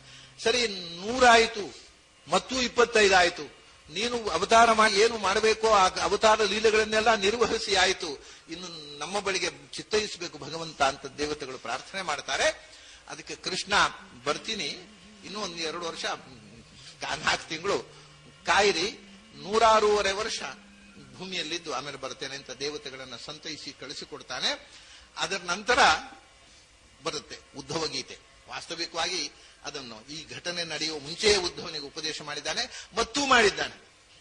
ಅದನ್ನು ಒಟ್ಟಿಗೆ ಉದ್ಧವ ಗೀತೆ ಇನ್ನು ಉಳಿದಿರತಕ್ಕಂಥ ಕಾಲದಲ್ಲಿ ಉದ್ಧವನಿಗೆ ಹೇಳಿ ನೀನು ಬದಲಿಗೆ ಹೋಗಿ ಹೇಳು ಅಂತ ಹೇಳತಕ್ಕಂಥ ಮಾತನ್ನ ಉದ್ಧವ ಗೀತೆಯ ಒಳಗೆ ಒಂದು ಅವಧೂತ ಗೀತೆ. ಕೃಷ್ಣ ಉದ್ಧವನಿಗೆ ಹೇಳುವಾಗ ಒಬ್ಬ ಅವಧೂತ ಇದ್ದ.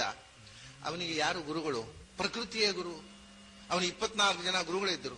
ಯಾರೆಲ್ಲ? ಅವನಿಗೆ ಚಿಟ್ಟೆ, ಆನೆ, ಒಬ್ಬಳು ವೇಶ್ಯೆ, ಇವೆಲ್ಲ ಗುರುಗಳು. ತೊಟ್ಲಲ್ಲಿ ಮಲಗಿದ ಮುದ್ದು ಮಗು, ಒಂದೇ ಬಳೆ ಹಾಕೊಂಡು ಕೆಲಸ ಮಾಡುವ ಒಬ್ಬ ಹುಡುಗಿ, ಇಂಥವರೆಲ್ಲ ಪ್ರಕೃತಿಯಲ್ಲಿ ಇರತಕ್ಕಂಥ ಒಂದೊಂದು ಸಂಗತಿಯನ್ನು ನೋಡಿ ಅವನು ಮಹಾಜ್ಞಾನಿ ಆದ. ಯಾರ ಹತ್ರವೂ ಶಾಂತಿ ಪಾಠ ಹಾಕಲಿಲ್ಲ, ಪ್ರಕೃತಿ ಹತ್ರ ಶಾಂತಿ ಪಾಠ ಹಾಕಿದ. ಅವನು ದೊಡ್ಡ ಜ್ಞಾನಿ ಆದ. ಅಂಥ ಗುರುಗಳಿಂದ ಅವನು ಏನು ಕಲಿತ ಅನ್ನೋದನ್ನ ಒಂದೆರಡು ನೋಡೋಣ. ಅಣುಭ್ಯಶ್ಚ ಮಹದ್ಭ್ಯಶ್ಚ ಶಾಸ್ತ್ರೇಭ್ಯಃ ಕುಶಲೋಭ್ಯಃ ಕುಶಲೋ ನರಃ ಸರ್ವತಃ ಸಾರಮಾದದ್ಯಾಗಾತ್ ಪುಷ್ಪೇಭ್ಯೈವ ಷಟ್ಪದಃ. ಅವನು ಯದುವಿನ ಹತ್ರ ಹೇಳಿದಂತಹ ಸಂದೇಶವನ್ನ ಕೃಷ್ಣ, ನನ್ನ ವಂಶದ ಮೂಲಪುರುಷ ಈ ಯಾದವ ಕೃಷ್ಣ ಯದುವಿಗೆ ಆ ಅವಧೂತ ಏನು ಹೇಳಿದ್ದ ಅದನ್ನು ಹೇಳ್ತೇನೆ. ನನಗೆ ಪ್ರಕೃತಿಯಲ್ಲಿ ಇರತಕ್ಕಂಥ ಒಂದೊಂದು ಪ್ರಾಣಿಯೂ ನನಗೆ ಗುರುವಪ್ಪ. ಏನು, ನಾನು ದುಂಬಿಯನ್ನು ನೋಡಿದೆ. ದುಂಬಿ ಏನು ಮಾಡುತ್ತೆ ಅಂದ್ರೆ ಹೂವಿಂದ ಹೂವಿಗೆ ಹಾರಿ, ಚಿಕ್ಕ ಹೂವು ದೊಡ್ಡ ಹೂವು ಎಂಥ ಹೂವು ಆದ್ರೂ ಕಾಡಿನಲ್ಲಿ ಹೂವಿಂದ ಹೂವಿಗೆ ಹಾರಿ ಆ ಹೂವಿನಲ್ಲಿ ಇರತಕ್ಕಂಥ ಜೇನಿನ ರಸವನ್ನು ಹೀರಿ ಅದು ಜೇನನ್ನು ಸಂಗ್ರಹ ಮಾಡುತ್ತೆ. ಯಾವ್ಯಾವ ಇವತ್ತು ಹೂವಿನಲ್ಲಿ ಇರತಕ್ಕಂಥ ಜೇನನ್ನ ಬೇರ್ಪಡಿಸಿ ಜೇನನ್ನ ಮಾಡುವುದು ಹೇಗೆ ಅಂತ ಅನ್ನೋದು ವಿಜ್ಞಾನಿಗಳಿಗೂ ಗೊತ್ತಿಲ್ಲ. ಅದು ಗೊತ್ತಿರುವ ವಿಜ್ಞಾನಿ ಅಂದ್ರೆ ಜೇನುನೊಣ ಮಾತ್ರ. ಭಗವಂತ ಅದಕ್ಕೆ ಆ ಶಕ್ತಿ ಕೊಟ್ಟುಬಿಟ್ಟಿದ್ದಾನೆ, ಮನುಷ್ಯನಿಗೆ ಇನ್ನೂ ಗೊತ್ತಿಲ್ಲ. ಅವು ಮಾಡಿಟ್ಟದನ್ನ ಹಿಂಡಿ ಕುಡಿಯೋದಕ್ಕೆ ಗೊತ್ತಷ್ಟೇ ಹೊರತು ಮನುಷ್ಯನಿಗೆ ತಾನೇ ಜೇನು ಮಾಡೋದು ಹೇಗೆ ಅಂತ ಇನ್ನೂ ಗೊತ್ತಿಲ್ಲ. ಆದ್ರಿಂದ ಹೇಳ್ತಾನೆ, ನಾನು ಜೇನುನೊಣಗಳನ್ನು ನೋಡಿದೆ. ಜೇನುಗಳನ್ನು ನೋಡಿ ಒಂದು ಕಲಿತೆ. ಏನು? ಸಣ್ಣ ಹೂವು ದೊಡ್ಡ ಹೂವು ಅಂತಿಲ್ಲ, ಯಾವ ಹೂವಿನಲ್ಲಿ ಸಾರ ಇದೆ ಅದನ್ನು ಹೀರಿಕೊಂಡು ಬಿಡುತ್ತೆ. ಹೂವಿಗೆ ಏನೂ ಹಿಂಸೆ ಮಾಡೋದಿಲ್ಲ, ಹೂವನ್ನು ಹಾಳು ಮಾಡೋದಿಲ್ಲ. ನಾವಾದ್ರೆ ಹೂ ಚಂದ ಇದನ್ನು ಕೊಯ್ದು ಅದನ್ನು ಮುಡ್ಕೊಳ್ಳೋದು ಅಥವಾ ಮಾಲೆ ಮಾಡ್ಕೊಳ್ಳೋದು, ಬಿಸಾಡೋದು.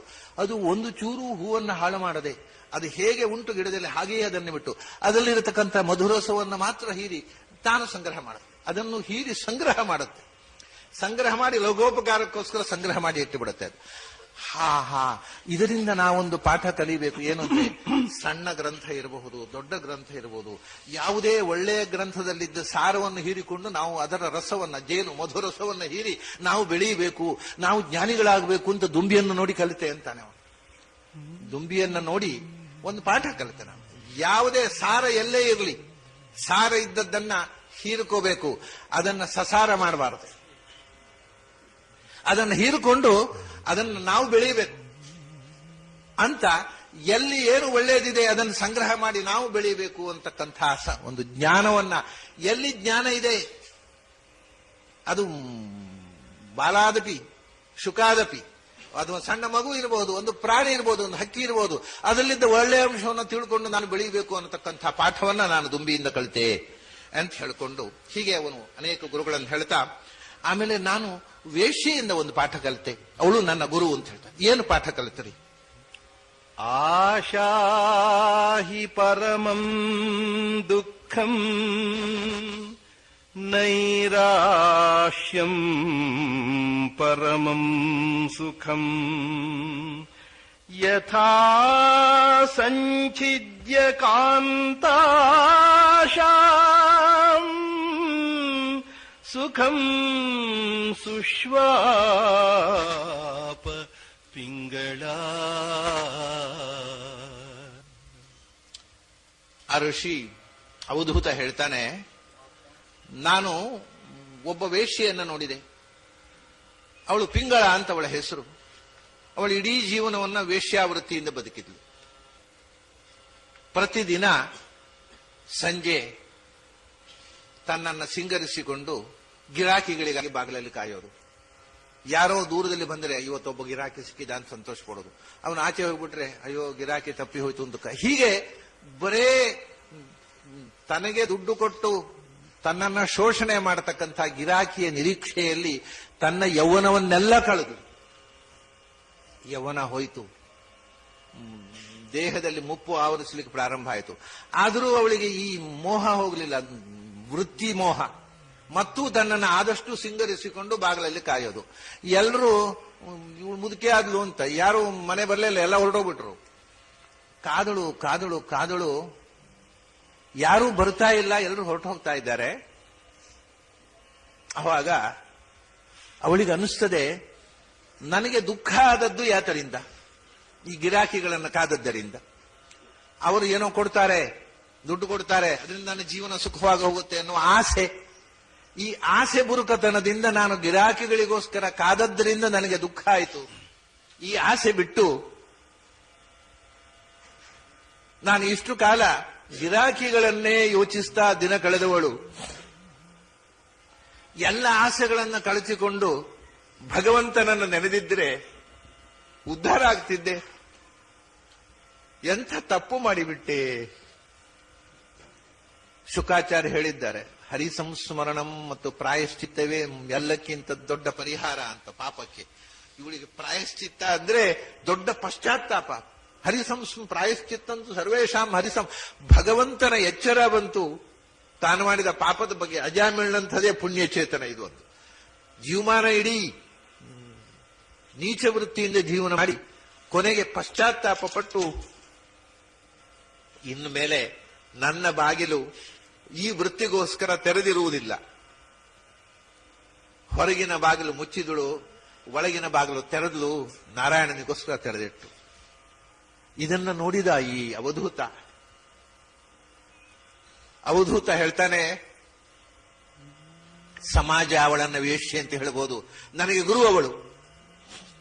ಯಾಕೆಂದ್ರೆ ಜೀವನದಲ್ಲಿ ಎಲ್ಲ ದುಃಖಗಳ ಮೂಲ ಅದು ಬೇಕು, ಅದು ಬೇಕು, ಇನ್ನೂ ಬೇಕು ಅನ್ನುವ ಆಸೆ. ಅದನ್ನ ಬಿಟ್ಟ ದಿನದಿಂದ ನಾನು ಸುಖಿಯಾಗಿದ್ದೇನೆ ಅಂತ ಅವಳು ತಿಳ್ಕೊಂಡ್ಲಲ್ಲ, ನನಗೂ ಅದು ಒಂದು ಪಾಠ ಆಯಿತು. ನಾನು ಎಲ್ಲ ಆಸೆಗಳನ್ನು ಬಿಟ್ಟೆ, ಭಗವಂತನಿಗೆ ಶರಣಾದೆ. ಹೀಗೆ ಅನೇಕ ವಿಷಯಗಳನ್ನು ಹೇಳ್ತಾಳೆ.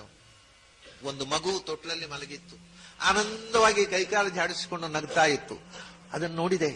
ಅದನ್ನು ನೋಡಿದಾಗ ನಾನು, ಓಹೋ, ನಮಗೆ ಇದು ನಮ್ಮದು, ಇದು ಅವರದ್ದು, ಇದು ಬೇಕು, ಇದು ಬೇಡ, ಈ ಆಯ್ಕೆಯಿಂದ ನಾವು ಜೀವನದಲ್ಲಿ ಒದ್ದಾಡ್ತೇವೆ. ಮಗುವಿಗೆ ತನ್ನದು ಪರಕೀಯ, ಅದು ಬೇಕು, ಇದು ಬೇಡ, ಏನಿಲ್ಲ, ಏನನ್ನ ಕಂಡ್ರೂ ನಗ್ತಾ ಸಂತೋಷವಾಗಿರುತ್ತೆ. ಈ ಮಗುವಿನ ನಿರ್ಲಿಪ್ತತೆ, ಮುಗ್ಧತೆ ನನ್ನ ಜೀವನದಲ್ಲಿ ಬರಬೇಕು ಅಂತ ನನಗೆ ಆ ಮಗು ಗುರು ಆಯಿತು. ಹಾಗೇನೆ ಒಬ್ಬ ಹುಡುಗಿ ಅಕ್ಕಿ ಕುಟ್ಟ ಇದ್ಲು, ಕೈಯೆಲ್ಲ ಬಳೆ ಇತ್ತು, ಅದು ಕಣ ಕಣ ಸದ್ದಾಯ್ತು. ತೆಗೆದ್ಲು, ಒಂದು ತೆಗೆದ್ಲು, ಎರಡು ತೆಗೆದ್ಲು, ಮೂರು ತೆಗೆದ್ಲು, ಎರಡೇ ಬಳೆ ಇಟ್ಟುಕೊಂಡ್ಲು. ಆವಾಗ್ಲೂ ಸದ್ದಾಯ್ತು. ಎರಡು ಬಳೆ, ಒಂದೇ ಬಳೆ ಇಟ್ಟುಕೊಂಡ್ಲು. ಕುಮಾರಿಯ ಇವ ಕಂಕಣ. ಹೌದಲ್ಲ, ಇಬ್ಬರಿದ್ರೆ ಜಗಳ. ಏಕಾಕಿಯಾಗಿದ್ಬಿಟ್ರೆ ಸದ್ದೇ ಇಲ್ಲ, ಏಕಾಂತ ಆನಂದವಾಗಿ ಬದುಕಬಹುದು ಅಂತ ಆ ಹುಡುಗಿಯ ಒಂದು ಬಳೆಯಿಂದಾಗಿ ನಾನು ಪಾಠ ಕಲಿತೆ. ಪ್ರಪಂಚದಲ್ಲಿ ಕಲಿಯುವ ಮನಸ್ಸಿದ್ದರೆ ಯಾವುದರಿಂದಲೂ ಕಲಿಯಬಹುದು. ಕಲಿಯುವ ಮನಸ್ಸಿಲ್ಲದೆ ಇದ್ದವರಿಗೆ ವೇದಾಂತ ಮಂಗಳ ಮಾಡಿಯೂ ಉಪಯೋಗ ಇಲ್ಲ. ಹೀಗೆ ಪ್ರತಿಯೊಂದು ವಸ್ತುವು ನಮ್ಮ ಪಾಠಕ್ಕೋಸ್ಕರ ಭಗವಂತ ಸೃಷ್ಟಿ ಮಾಡಿದ್ದಾನೆ. ಒಂದೊಂದು ವಸ್ತುವಿನಲ್ಲೂ ಪಾಠ ಕಲಿತೆ ನಾನು. ಪ್ರಪಂಚವೇ ನನಗೆ ಪಾಠಶಾಲೆಯಾಯಿತು, ಪ್ರಕೃತಿಯೇ ನನಗೆ ವಿದ್ಯಾಗುರು ಆದಲು, ನಾನು ಬೆಳೆದೆ ಅಂತ ಹೇಳಿಕೊಂಡು ಅವಧೂತ ವಿಷಯವನ್ನ ಹೇಳಿದ ಅಂತಕ್ಕಂಥ ಸಂಗತಿಯನ್ನ ಉದ್ಧವನಿಗೆ ಹೇಳ್ತಾನೆ. ಕೃಷ್ಣ ಉದ್ಧವ ಅದನ್ನು ಕೇಳಿಕೊಂಡ ಮೇಲೆ ಅವಧೂತ ಗೀತೆ ಮುಗಿಸಿ ಇನ್ನೂ ಅನೇಕ ಸಂಗತಿಗಳು, ವೇದದ ಅಧ್ಯಾತ್ಮದ ಸಾರಗಳನ್ನ ಹೇಳ್ತಾ, ದ್ವಾಸುಪರ್ಣಾ ಸೈಜ ಸಖಾಯ ಸಮಾನಂ ವೃಕ್ಷಂ ಪರಿಷ ಸ್ವಜಾತೆ ತಯೋರನ್ಯ ಪಿಪ್ಪಲಂ ಸ್ವಾದ್ವತ್ತಿ ಅನನ್ಯೋ ಅನಶ್ನನ್ ಅನ್ಯೋ ಅಭಿಜಾಕಶೀತಿ ಅನ್ನತಕ್ಕಂಥ ಶ್ರುತಿ ಅನೇಕ ವಾದವಿವಾದಗಳಿಗೆ, ಅನೇಕ ಮತಭೇದಗಳಿಗೆ ಕಾರಣವಾದ ಶ್ರುತಿಯ ಅರ್ಥವನ್ನ ಕೃಷ್ಣ ಉದ್ಧವನಿಗೆ ಉಪದೇಶ ಮಾಡ್ತಾನೆ. ಸುಪರ್ಣಾವೇತೌ ಸದೃಶೌ ಸಖಾಯೌ ಯದೃಚ್ಛಯಾ ಕೃತನೀಡೌ ಚ ವೃಕ್ಷೇ ಏಕಸ್ತಯೋಃ ಖಾದತಿ ಪಿಪ್ಪಲಾನ್ನಂ ಅನ್ಯೋ ನಿರನ್ನೋಪಿ ಬಲೇನ ಭೂಯಾನ್. ಕೃಷ್ಣ ಹೇಳ್ತಾನೆ, ಆ ಮಂತ್ರಾರ್ಥ ಮುಂದೆ ನಾನಾ ವಿಧವಾದ ತಪ್ಪು ಅರ್ಥ ಮಾಡ್ತಾರೆ ಅಂತ ಕೃಷ್ಣ ಮೊದಲು ಉದ್ಧವನಿಗೆ ಉಪದೇಶ ಮಾಡಿದ. ಅದನ್ನು ಉಪದೇಶ ಮಾಡಿದ್ಮೇಲೂ ತಪ್ಪು ಅರ್ಥ ಮಾಡೋರು ಮಾಡಿಯೇ ಮಾಡಿದ್ರೆ ಏನ್ ಮಾಡ್ಲಿಕ್ಕೆ ಬರುತ್ತೆ, ಅವರವ್ರ ಜೀವಯೋಗ್ಯತೆ. ಸುಪರ್ಣವು ಏತವು, ಒಂದು ದೇಹದ ಒಳಗೆ ಎರಡು ಹಕ್ಕಿಗಳಿವೆ ಅಪ್ಪ. ಒಂದು ದೇಹ ಅನ್ನುವ ಮರ, ಒಂದೇ ಮರದಲ್ಲಿ ಎರಡು ಹಕ್ಕಿಗಳು. ಎರಡು ಹಕ್ಕಿಗಳು ಅಂದ್ರೆ ಜೀವಾತ್ಮ ಪರಮಾತ್ಮ ಅನ್ನೋ ಎರಡು ಹಕ್ಕಿಗಳು ಈ ದೇಹದಲ್ಲೇ ಕೃತ ನೀಡವುಚ ವೃಕ್ಷೆ, ಎಲ್ಲಿ ಹೃದಯ ಗುಹೆ ಎನ್ನುವಂತಹ ಪೊಟರೆಯ ಒಳಗೆ ಎರಡು ಹಕ್ಕಿಗಳು ಕೂತಿದ್ದಾವೆ. ಒಂದು ಸುಪರ್ಣ ಅಂದ್ರೆ ಹಕ್ಕಿ ಮೇಲ್ನೋಟಕ್ಕೆ, ಸುಪರಾನಂದ, ಸುಪರ್ಣ ಅಂದ್ರೆ ಸಂಸಲೆ ಆನಂದ, ಪರಿಪೂರ್ಣ ಆನಂದವಾದ ಹಕ್ಕಿ ಒಂದು. ಮತ್ತೊಂದು ಸುಪರೇಣನಃ ಯಸ್ಯ, ಪರಮಾತ್ಮನಿಂದ ಆನಂದವನ್ನು ಪಡೆಯುವ ಹಕ್ಕಿ ಒಂದು, ಪೂರ್ಣ ಆನಂದವಾದ ಹಕ್ಕಿ ಒಂದು. ಹೀಗೆ ಎರಡು ಸುಪರ್ಣ ಆಗಿರತಕ್ಕಂಥ ಎರಡು ಹಕ್ಕಿಗಳು ಗೂಡು ಕಟ್ಟಿಕೊಂಡಿವೆಯಪ್ಪ ಈ ದೇಹದ ಒಳಗೆ. ಅದರಲ್ಲಿ ಒಂದು ತಿನ್ನುತ್ತೆ, ತಿಂದು ಮತ್ತೆ ಮತ್ತು ಹಸಿವಾಗ್ತಾ ಇದೆ ಅದಕ್ಕೆ ತಿನ್ನುವುದಕ್ಕೆ. ಇನ್ನೊಂದು ತಿನ್ನದೇ ಇಲ್ಲ, ಅದರಿಂದ ಅದಕ್ಕೆ ಹಸಿವೇ ಇಲ್ಲ. ತಿನ್ನದೇ ಇದ್ದಾಕಿ ಹಸಿವಿಲ್ಲದೆ ಆನಂದವಾಗಿದೆ. ತಿನ್ನೋ ಹಕ್ಕಿ ಮತ್ತು ತಿಂತಾ ಇದೆ, ಮತ್ತು ಹಸಿವು ಹೆಚ್ಚಾಗ್ತಾ ಇದೆ ಅಂತ. ಅನ್ಯೋ ನಿರನ್ನೋಪಿ ಬಲೇನ ಭೂಯಾನ್, ಮತ್ತೊಂದು ತಿನ್ನದೇ ಆನಂದವಾಗಿ ಬಲಿಷ್ಠವಾಗಿದೆ. ಅದೇನ್ ಮಾಡ್ತಾ ಇದೆ, ಈ ತಿನ್ನೋ ಹಕ್ಕಿಯನ್ನು ಅಭಿಚಾಕಶೀತಿ, ಅಯ್ಯೋ ಪ್ರಾರಬ್ಧವೇ, ಇದು ಪ್ರಾರಬ್ಧ ಕರ್ಮ ತಿಂತಾ ಇದೆ ಮತ್ತು ಪಶ್ಚಾತ್ತಾಪ ಆಗ್ತಾ ಇಲ್ಲ ಅಂತ ನೋಡ್ತಾ ಕೂತಿದೆ. ಹೀಗೆ ಜೀವಾತ್ಮ ತನ್ನ ಕರ್ಮಗಳನ್ನ ಪಿಪ್ಪಲವನ್ನು ತಿನ್ನುವುದು ಅಂತ. ಪಿಪ್ಪಲ ಅಂದ್ರೆ ಕರ್ಮಫಲ. ತನ್ನ ಕರ್ಮಫಲವನ್ನು ಅನುಭವಿಸ್ತಾನೆ ಮತ್ತು ಆಸೆ ಪಡ್ತಾನೆ, ಕರ್ಮಫಲದ ಬೆನ್ನ ಹಿಂದೆ ಹೋಗ್ತಾನೆ. ಅದರಿಂದ ಮೀರಿ ನಿಲ್ಲುವುದಕ್ಕೆ ಇಷ್ಟಪಡುವುದಿಲ್ಲ. ಅದನ್ನು ನೋಡಿ ನಿರ್ಲಿಪ್ತನಾಗಿ ಭಗವಂತ ಏನು ಆಹಾರ, ಅವನ ಕರ್ಮಫಲ ಭೋಗವೇ ಇಲ್ಲ, ತಾನು ಉಣ್ಣದೆ ಉಣ್ಣುವವನನ್ನ ಕಂಡು ನಗ್ತಾ ಕೂತಿದ್ದಾನೆ ಭಗವಂತ. ಅದರಿಂದ ಅಂಥ ನಿನ್ನ ಒಳಗೆ ಬಿಂಬರೂಪವಾಗಿರತಕ್ಕಂಥ ಭಗವಂತನನ್ನ ಉಪಾಸನೆ ಮಾಡು. ಅವನೇ ನಾನು ಅಂತ ಭ್ರಮಿಸ್ಕೋಬೇಡ, ಅಥವಾ ನಿನ್ನ ಹಾಗೆ ಅವನು ಒಬ್ಬ ಅಂತ ತಿಳ್ಕೋಬೇಡ. ಸಮಸ್ತ ಜೀವಜಾತದ ಅಂತರ್ಯಾಮಿ ಆಗಿರತಕ್ಕಂಥ ಆ ತತ್ವವನ್ನ ತಿಳ್ಕೋ. ಆದರೆ ವೇದಗಳನ್ನ ಎಲ್ಲ ಓದಿದ್ರು ತಿಳಿಯೋದಿಲ್ಲಲ್ಲ ಸ್ವಾಮಿ ಅಂದ್ರೆ ಅದ ಕಾರಣ ಉಂಟು.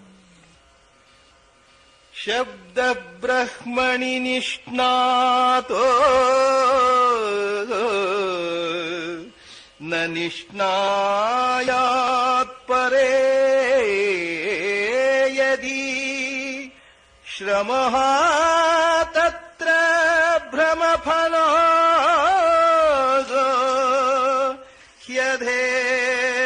ಹ್ಯಧೇನುಮಿವ ರಕ್ಷತಃ. ವೇದಗಳನ್ನ ಓದಿಯೇ ವೇದಗಳನ್ನ ತಪ್ಪು ಅರ್ಥ ಮಾಡಿಕೊಂಡು ಕೆಟ್ಟ ರೀತಿಯಿಂದ ತಪ್ಪಾಗಿ ಉಪಾಸನೆ ಮಾಡ್ತಾರಲ್ಲ.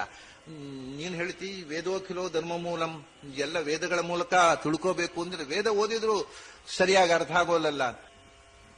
ಕಾಯನ ವಾಚ ಶ್ಲೋಕ ಅರ್ಥ ಆಗಲಿಲ್ಲ, ದೇವತೆಗಳು ಪಂಚವಿಂಶಾಧಿಕಂ ಪ್ರಭೋ ಅನ್ನೋದು ಹೇಳುದು ಅರ್ಥ ಆಗಿಲ್ಲ, ವೇದ ಹೇಗೆ ಅರ್ಥ ಆಗತ್ತೆ? ಎಲ್ಲ ಅದು ದೇವ ಭಾಷೆ, ಅದು ಪರೋಕ್ಷ ಪ್ರಿಯ ಇವ ಹಿ ದೇವಾಹ. ದೇವತೆಗಳು ಯಾವುದನ್ನು ಬಿಚ್ಚಿ ಹೇಳುವುದಿಲ್ಲ, ಮುಚ್ಚಿ ಹೇಳ್ತಾರೆ. ಆ ಮುಚ್ಚಳ ತೆಗೆದು ಈಗ ಏನಾಗಿದೆ, ವೇದ ಯಾಕೆ ಅರ್ಥ ಆಗುವುದಿಲ್ಲ ಅಂದ್ರೆ ವೇದಗಳು ಸತ್ಯವನ್ನ ಮುಚ್ಚಿಟ್ಟ ಕರಡಿಕೆಗಳು. ಈಗ ಏನಾಗಿದೆ ಅಂದ್ರೆ ಆ ಕರಡಿಕೆಯ ಮುಚ್ಚಳ ತೆಗಿಬಾರದು, ಅದಕ್ಕೆ ಮಂಗಳಾರತಿ ಮಾಡಬೇಕು ಅಂತ ಶುರು ಮಾಡಿಬಿಟ್ಟಿದ್ದಾರೆ. ಮುಚ್ಚಳದ ಒಳಗೆ ಸತ್ಯ ಗೊತ್ತಾಗಬೇಕಾದ್ರೆ ಮುಚ್ಚಳ ತೆಗಿಬೇಕು. ಮುಚ್ಚಳ ತೆಗೆದು ಸತ್ಯ ಕಾಣುತ್ತೆ. ಮುಚ್ಚಳ ತೆಗಿಬಾರ್ದಪ್ಪ, ಅದು ದೇವತೆಗಳು ಮಾತ್ರ. ನಾವು ಮುಚ್ಚಳಕ್ಕೆ ಪೂಜೆ ಮಾಡಬೇಕು ಅಂತ ದೇವತಾರ್ಚನೆ ಸೆಟ್ ಅನ್ನ ಹಾಗೆಯೇ ಕಟ್ಟಿಟ್ಟು ಮಂಗಳಾರತಿ ಮಾಡ್ಲಿಕ್ಕೆ ಪ್ರಾರಂಭ ಮಾಡಿಬಿಟ್ಟಿದ್ದಾರೆ. ಅದನ್ನು ಪೆಟ್ಟಿಗೆ ತೆಗೆದು ಪೀಠದಲ್ಲಿಟ್ಟರೆ ದೇವರ ವಿಗ್ರಹ ಇದೆ. ಇದು ಬಹಳ ಮನೆಗಳಲ್ಲಿ ನಡೆಯುತ್ತೆ, ನಾನು ನೋಡಿದ್ದೇನೆ. ದೇವತಾರ್ಚನೆ ಪೆಟ್ಟಿಗೆಯನ್ನೇ ತೆಗೆಯುವುದಿಲ್ಲ, ಯಾಕಂದ್ರೆ ದೇವರು ಕಂಡುಬಿಡ್ತಾನೆ ಅಂತ ಭಯ ಅವರಿಗೆ.